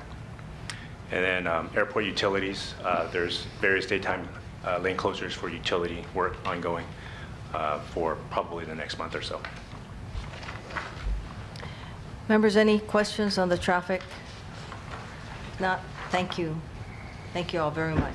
Brendan Morioka, if you don't want to be seen, you shouldn't wear orange. Why don't you come forward? Orange is the new black. It's my safety vest. Okay, Brennan Morioka, the questions are about the sequencing. And has HECO agreed to your sequencing or, and of course the concern is whether we need more money than the 875. And I think the sequencing, we have received testimony that the sequencing has not been, sorry, I'm gonna get scolding again. The sequencing has not been agreed to. And we know from before that letter that HECO sent us earlier this year where HECO said, you know, you better watch the sequencing. So they put us on notice before this contract was let. Having said that, what I think we are interested in knowing is that when we go to council and we ask them to give us the flexibility to 875, whether we're going in knowing that there's probably a major change order coming in. So it's all yours. Where are you? So the two things that I am aware that you guys were talking about a little earlier. The first one is a little easier, is the substation at the Rock. The latest information that I'm aware of is that HECO is still doing an evaluation on whether or not they can justify it as a system component for their own grid, in which case, like you had mentioned, they would have to put it on a docket, and because they're going to have to do my understanding is it's roughly a $10 million cost to them, or to whoever is going to be paying for the construction of the substation. So they're in the process of trying to see whether or not they can justify it as a system component, in which case HECO would take care of the cost, and HART would not have to bear any cost sharing. If they are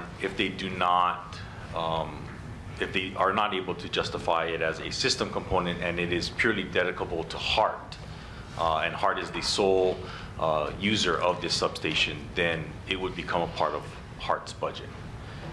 But that, my understanding, it has not been determined yet by HECO. The issue of the undergrounding for the 138s.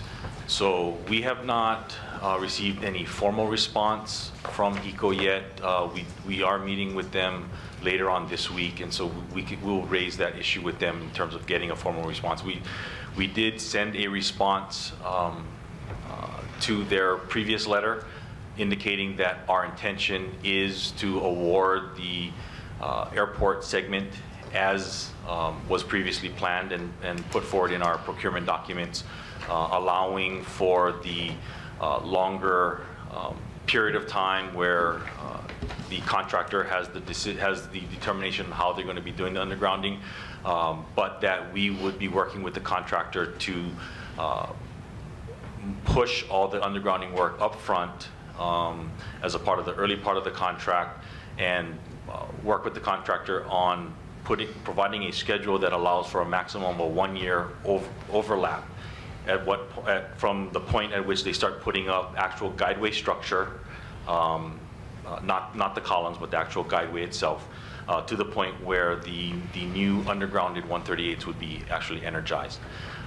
They have been agreeable to that, and so we will talk to them about putting that in writing.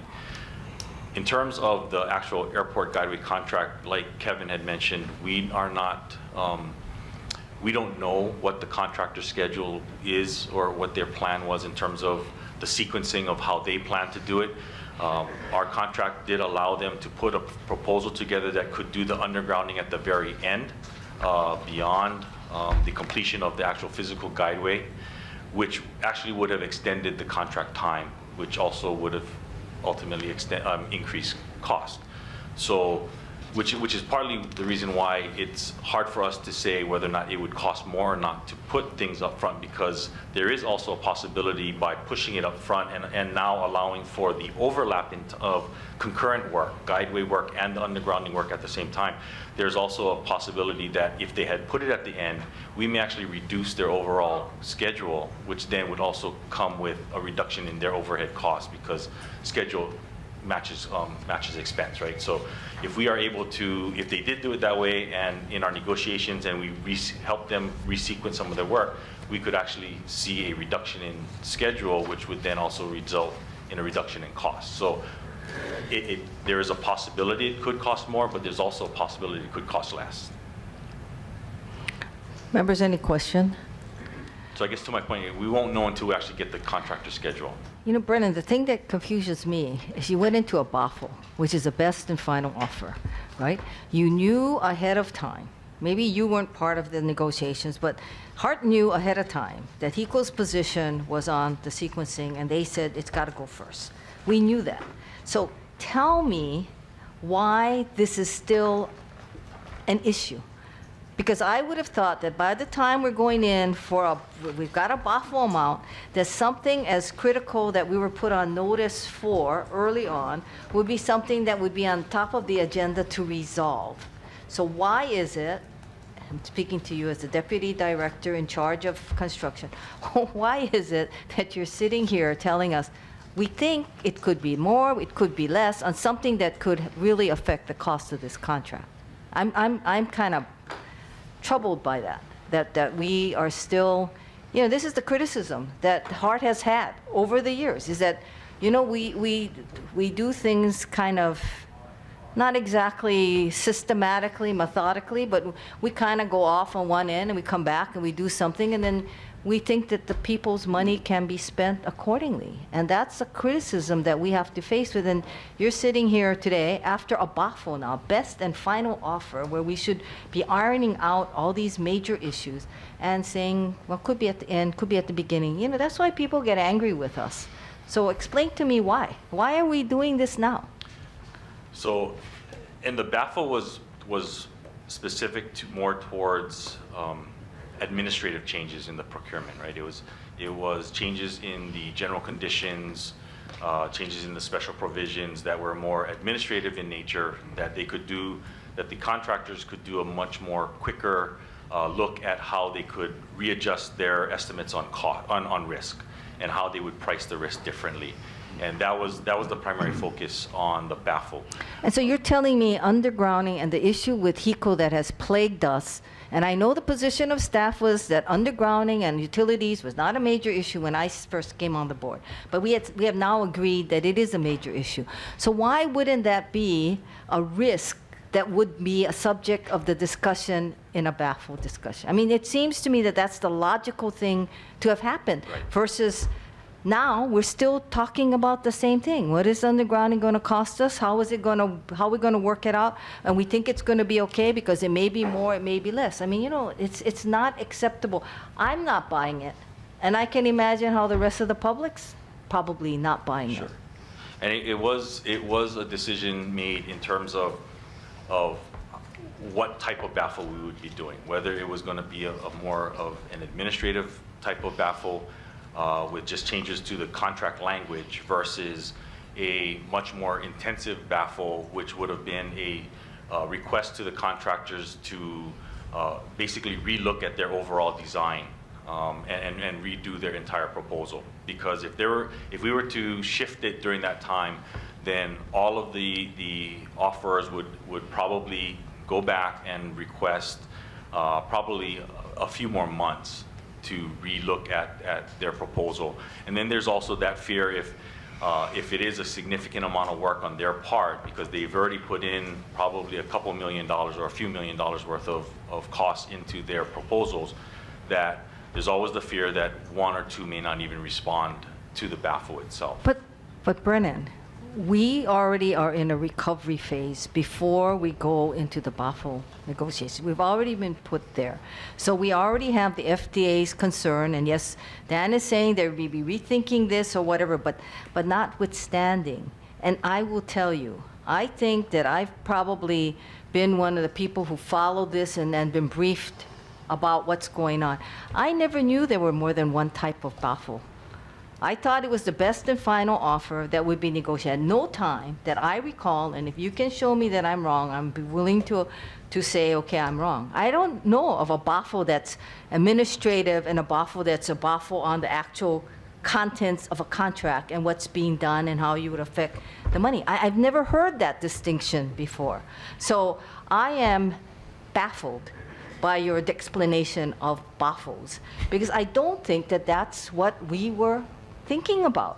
We expected when you came in and they announced that there would be 874 point whatever it is, that was the best sums that you could come up with. Not that it's administration and has nothing to do with the actual way it's going to be constructed. So unless, somewhere in our rules it says there's two kinds of baffles and you chose baffle A versus baffle B, I'm stunned. I got to tell you, I am stunned that we are here at this point.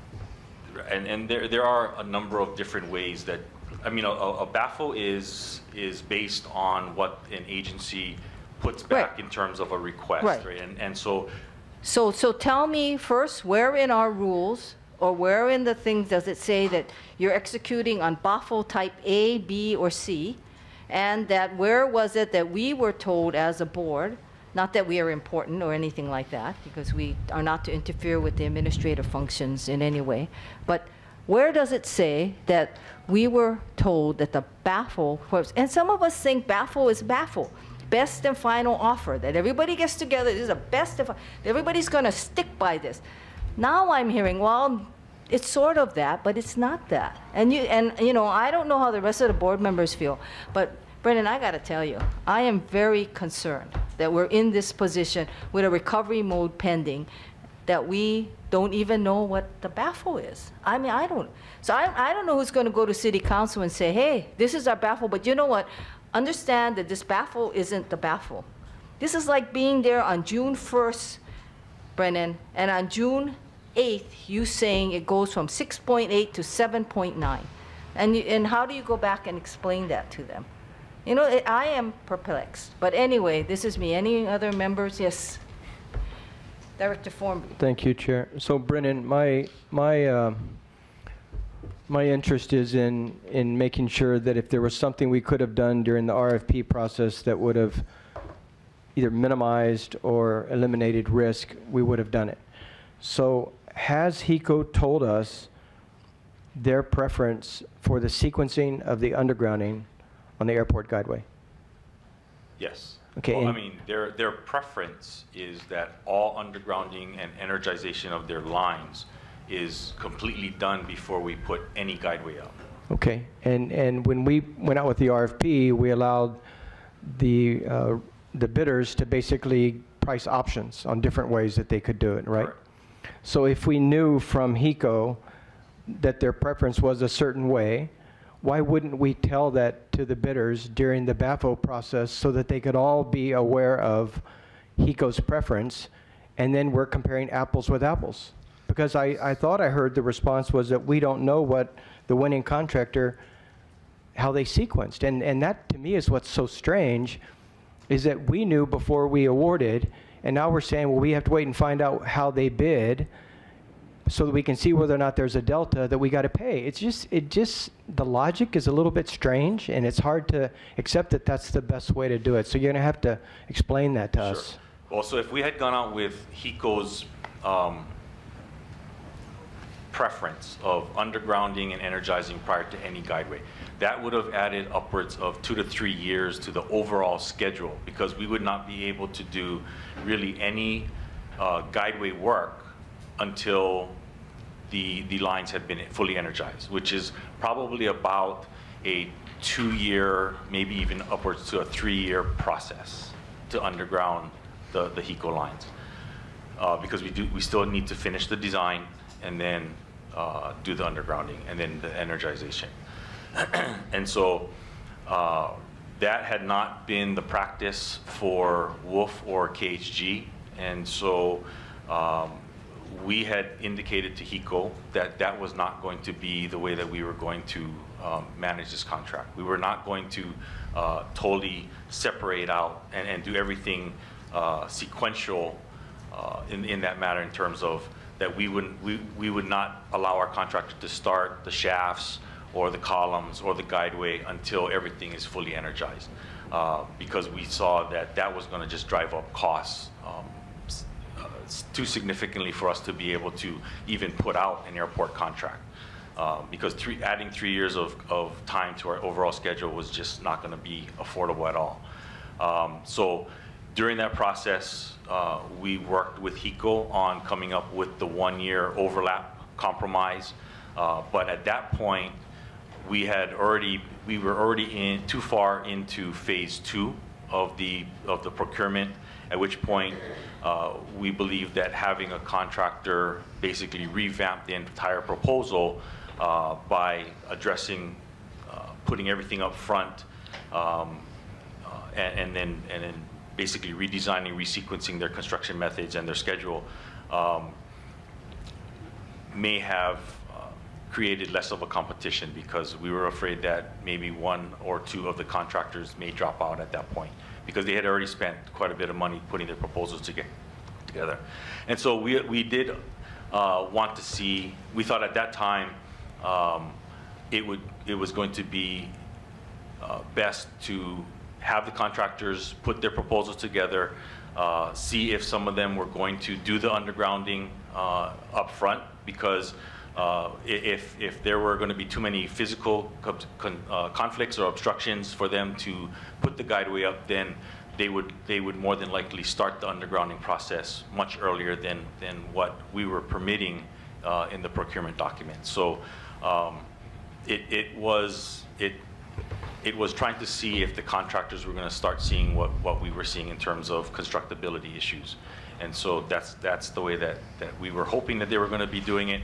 If they did come out with putting everything underground at the very end, then that's something I think we thought we could work with the contractor and negotiate, rearranging their schedule and sequencing that would not have a significant cost impact. If anything, there is, like I said, there is a possibility that we could actually reduce schedule if that's how they came up with it, and putting it all at the back end and coming up with a shorter schedule, therefore maybe even saving some money on the overall cost.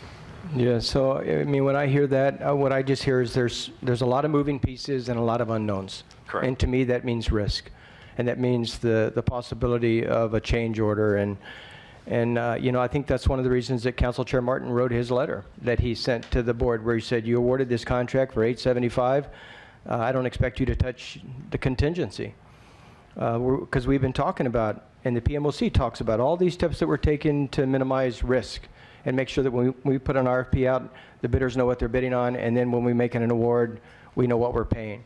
And so I hear that there's a lot of risk, and that's of concern. And I guess my biggest heartburn is that we don't, and this may be easier said than done, but we don't say to HECO, you can't keep the decision about how you're going to make us do things for the future. We've got an RFP to put on the street. I want to know now. And if we have to put it out on the street because you didn't give us an answer, then maybe HECO shares in the cost of the change. But that seems to be part of the problem, is that we're always putting stuff on the street and we're giving HECO the benefit of saying we'll make our decision in the future. And I just think that's just wrong.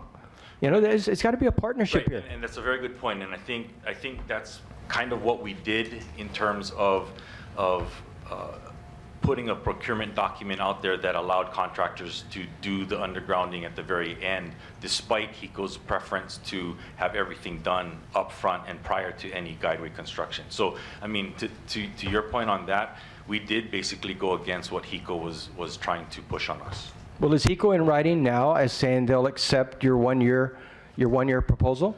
No, and so that's what I had indicated earlier. We do have a meeting with some HECO executives later in this week, and I will make that request that they put what we have discussed and what we have agreed to in writing. Yeah, if it takes something from the board, I mean, I'll be willing to make a motion at a future board meeting that we somehow get HECO to commit, because I don't think it's good for us to operate in that environment. Agreed. And remember to get them to retract that other letter. They did put it in writing that we got a sequence first, Up front. up front. Any? Well, Chair, to that point, in our response to their letter, we basically stated our position. No, which I want them to retract Okay, their I got it. position, because I don't want that coming in as an Exhibit A to some case on Right. change orders I got it. on us. Anything else, members? I Yeah. didn't know, Chair, whether or not you wanted, since it's around the same subject, if you wanted Brennan to give an update with some positive news on the west side or relative to equipment that I know that you've been working very closely on. Sure. And we were actually planning on doing a formal presentation to the board when it was appropriate. But we have gotten commitment from HECO, and I believe we actually got a final report from them that does state their acceptance of the new Altec bucket truck equipment that we did bring in to test, specifically for the 46 kV on Farrington Highway. And so they have indicated that they believe this will address upwards of 90% of the 46 kV clearance issue. And so we are continuing to work with them on seeing how much more we can expand the use of that new bucket truck. We do plan on purchasing, I believe, or their request in their acceptance of the equipment was that we purchase 6 of the new bucket trucks of that specific model and 3 of this other type of Altec bucket truck that is meant to work in conjunction with this newer one from the mainland, for a total of 9, which would be dedicated to the areas where we have these clearance issues, where now HECO basically has agreed to change its work practices to address the clearance issue within the 40-foot clearance for the 46 kV. So that saves us approximately 90% of the undergrounding work that we were carrying in our estimate. I think it adds up to approximately $40 or $50 million or so, and we are trying to actually expand that as well. We continue to work with HECO on crane options for the 138 for both Kualaka'i Parkway and Kamehameha Highway, so that is still a work in progress. But HECO has been very receptive to that, and I think also from what we've heard, a lot of their field folks who are using this new equipment is also seeing the true benefits of utilizing some of the equipment that have not been available to them in the past. But no resolution on the 138 kVs? Not yet. Not yet. Okay. Which is why we're still carrying in our budget the full undergrounding costs for the 138s. But I would like to compliment Brennan and the staff that really pushed to have equipment brought on island and had HECO try this. The range that Brennan's talking about is potential savings of between $40 and $55 million is what they've been presenting. So that's a significant savings. That's net of even having to buy the equipment that would do the work. So getting them to actually change their work practice and work with this equipment is a real feather in Brennan and the team's cap. I just want to let you all know that. That deserves applause. 138 kVs, though, is the big ticket. Yes, it is. Any other No, questions? I just want to say, Brennan, that is good work by you and the team on the 46 kVs. I appreciate that. Thank you. Brendan, what do you think the odds are on the 138? I think they're very good. There is a crane on island that had been identified. No one was really aware that it was on island. We had identified it as being on the mainland, and so the fact that it's here makes it a little easier. So HECO is working on doing what they call a mock-up to see if they can fit it within the clearances without actually being out in the field. So they do it kind of off-site and just do certain measurements. That looks very promising, and so the next step would, because it's a crane company that has not done high voltage work before, so HECO wants to be a little conservative in terms of exposing these crane operators to high voltage line work. So they want to do it on some work that is similar or related to the type of crane movements that they would be doing with their high voltage lines before they actually take them out to the field. So The fact that we have the guideway up along various areas that the crane would actually be in use, I think, makes this a very good exercise for us to see whether or not it actually works or not. What do you think the estimated time frame is to get a resolution of this? I think we're trying to shoot over the next 2 months. HECO has been working with the crane operator to try and do the mock-ups right now. It takes, I would say they're being cautious just because of the nature of their work, that they want to make sure that the crane operators that they're comfortable with the crane operator's ability to function near high voltage lines. Thank you. I have a question. With respect to the cranes that we're going to procure for the 46 kV, will it have utility to HECO other than with respect to that particular area?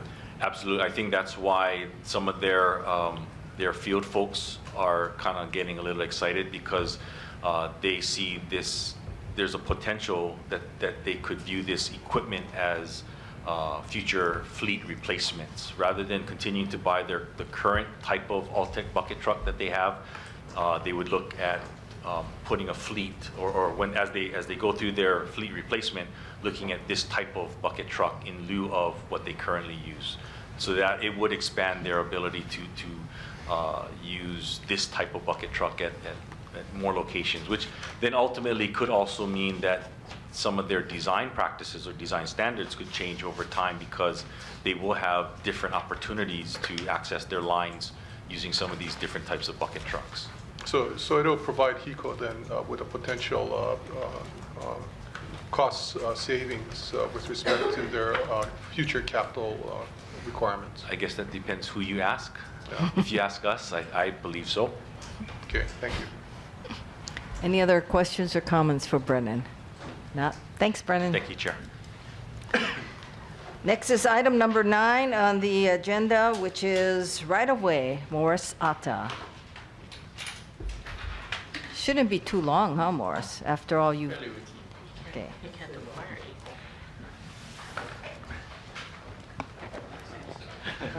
Morris Atta, Deputy for Right of Way.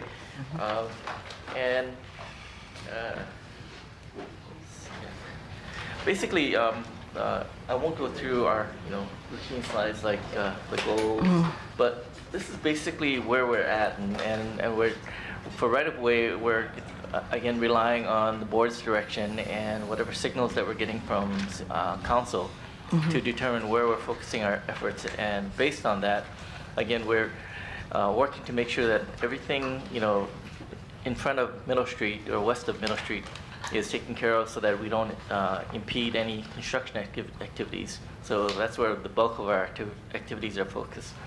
In terms of the city center section, we're focusing on signed agreements and willingness of buyers or sellers to proceed, and we're finishing up or continuing with our existing eminent domain actions. So with that being said, again, these statistics you guys have seen numerous times in terms of where we're at. A lot of the progress in terms of percentages are, you really can't distinguish, because a lot of the acquisitions are very small in actual square foot area. But we remain, in terms of accessibility for the entire project, at about 95%. In terms of access, the west side is nearly complete. We have like a minuscule amount, which are basically very small easements that we need to close up. And the airport section we're at about 90% with a handful of properties that we still need to finish up. And again, the city center section is where we have the issues that we're dealing with. Again, these graphics here are representative of site access, and I've broken it out into area for construction impact purposes and TMK parcel numbers to give you an idea of how much work we have in front of us in terms of per parcel activities. The following is the acquisition status, and again, we remain fairly, the same as reported last time, and we do have progress, but again, the areas are really small. And so based on the direction that we have from the board and city council, and primarily the board's direction. We've identified that of all the private acquisitions that we have, 39 are affected in terms of we are not moving forward on it. So that's the impact of the board's direction on right-of-way activities. We are proceeding with any intergovernmental acquisitions and discussions because we feel those are unaffected, primarily because there are usually no costs associated with in terms of acquisition. And with all of that said, we've had a number of activities happening. We've pretty much acquired or are in escrow with one of the large landowners. Land court subdivision process continues to proceed. We've closed the acquisition for the Civic Center Station site, and we've all the acquisition details for the Pearl Harbor Station site has been completed. We have rights of entries for the 2 HECO locations in City Center. And again, of note is we have a binding agreement with the post office in terms of accepting the value of a third-party appraiser. So we are proceeding with just closing up the documentation based on that. And I should note that we really owe a debt of gratitude to our congressional team for talking to the post office to get them to the point of at least agreeing to a process to finalize this transaction. Our budget numbers continue to remain approximately the same, showing a projected underrun of approximately $7.1 million at completion. So we are, there's no deviations from prior reports on those numbers. And again, we note the various risks associated with that as well.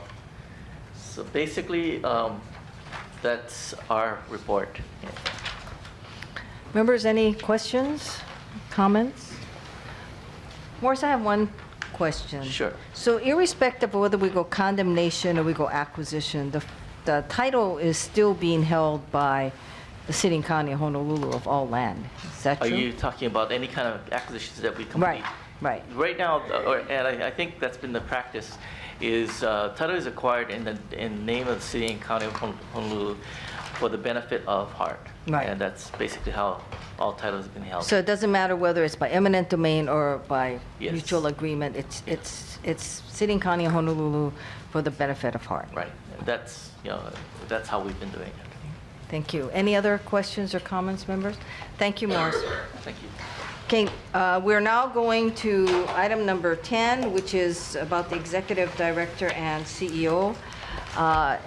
Members, I'd like to entertain a motion at this time, and that is that we enter into executive session pursuant to Hawaii Revised Statute Section 92-4 and subsection 92-5A4. And this is for the purpose of consulting with our attorneys on questions and issues pertaining to the board's powers, duty, privileges, immunities, and liabilities. And as to 92-5A2, to consider the hire, evaluation, dismissal, or discipline of an officer, an employee, or of charges brought against an officer or employee where consideration of matters affecting privacy will be involved. And okay, there's a new one, 92-5A2, which is to consider hire, evaluation, dismissal, or discipline of an officer. Oh, it looks like the same one. It's the same one. It's a dupe. Okay, may I have a motion to that effect? So moved. Second, moved and seconded, members. We're going to reconvene in executive session. Thank you.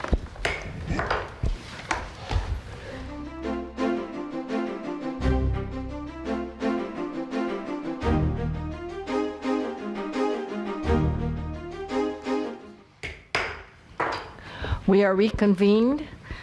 First of all, is there anyone here who wished to testify on item 10 of the agenda, which is the Executive Director and CEO? Seeing no one, I'm going to announce that we will be reconvening on August 10, 2016, at 9 a.m., so we're technically taking a recess till that date. And the location will be here at 1099 Alakea Street. So we will continue with the existing agenda. And it'll be at 9 o'clock a.m. Okay? Any other?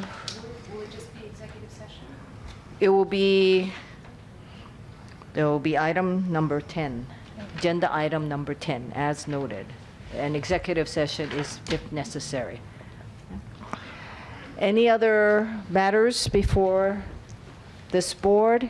If not, members, I will entertain a motion to adjourn. So moved. Second? Second. Members, we are adjourned, well, technically not adjourned, recessed to August 10th, 2016 at 9 a.m. here. Thank you very much.